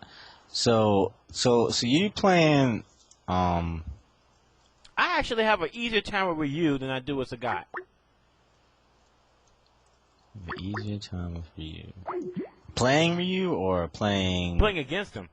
Ryu? I don't know why, but I have an easier time. I can understand that because here's the thing.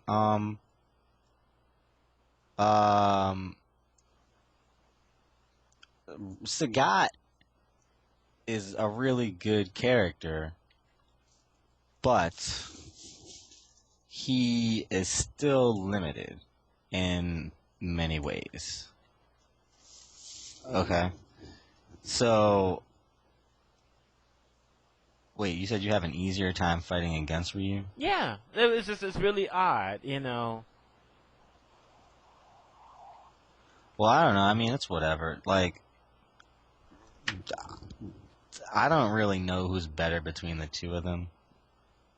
I mean, you probably should have an easier time fighting against Ryu than Sagat, just because Ryu's not going to do as much damage at once most of the time. But Sagat's really, like, limited in his, in a lot of his abilities. So, you know, like, in certain parts of the fights, you can do pretty well versus Sagat, but then he just kind of uppercuts you out of nowhere and then hits you for a lot of damage. Whereas Ryu is going to be, he should be, you know, more even with you throughout the fight. You know what I mean? Over a period of time. Okay, I want you to do me a favor. I want you to pick up Rose for the next 2 weeks, and then you give me your analytical eye on this. Okay. Because I know you'll find something out. I mean, like, because I feel like that on paper, Rose should be dominant on paper. I mean, it looks like she has most of the tools needed to be a really good character. But something got, you know, it's like that movie Lost in Translation. You know, something's missing.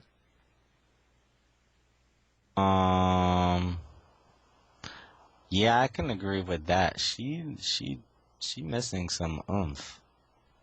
And you know, and I can't nail it down because people say she has shitty normals. I don't think she has shitty normals. Actually, I think she has good reach, and I noticed that she has good pokes with her her crouching jab. It really beats out a lot of stuff, and I mean, so I'm like, okay, she has. I mean, her ultra is one of the more damaging ultras in the game, and it beats out a whole lot of shit. Like, for example, I played DS. The couple of the games I won, he did an ultra with Ryu, and I did my ultra, and I grabbed him out of it for like 40% health. You know, because her ultra does a lot of damage if it's, you know, provided that is unscaled, right? You know, so she got a good ultra, got a good super too, and good pokes, and I mean, but it's just I don't understand though. Good dash. She does have good normals. She has bad specials. That's what her problem is. They don't. I mean, they're all right, but they're not like. They're just not very good. So you kind of gotta work.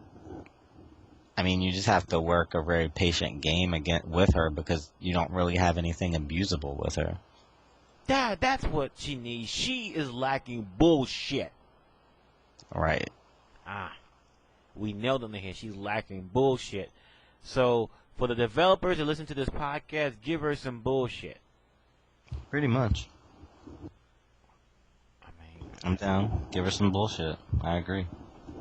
What was Everybody has some bullshit. Wait. Was that was that a custom combo? The one where she jumps at you and like all of her hits do like 5 times each, and it drains. It does like a hell of block damage. Was that her custom combo or what was that? Those are super. So I see. And She had that out. agent, but you know, not a real good agent. It was friends or whatever you call it. I don't know what they called it. But yeah, that was a super.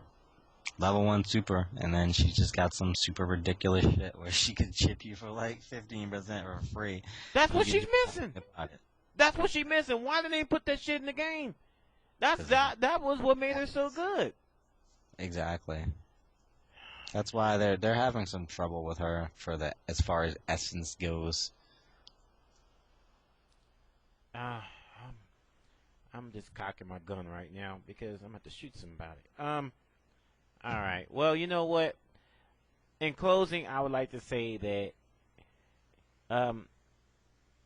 I am happy to announce that don't go there right now because ain't nothing there. I'm happy to announce a new site.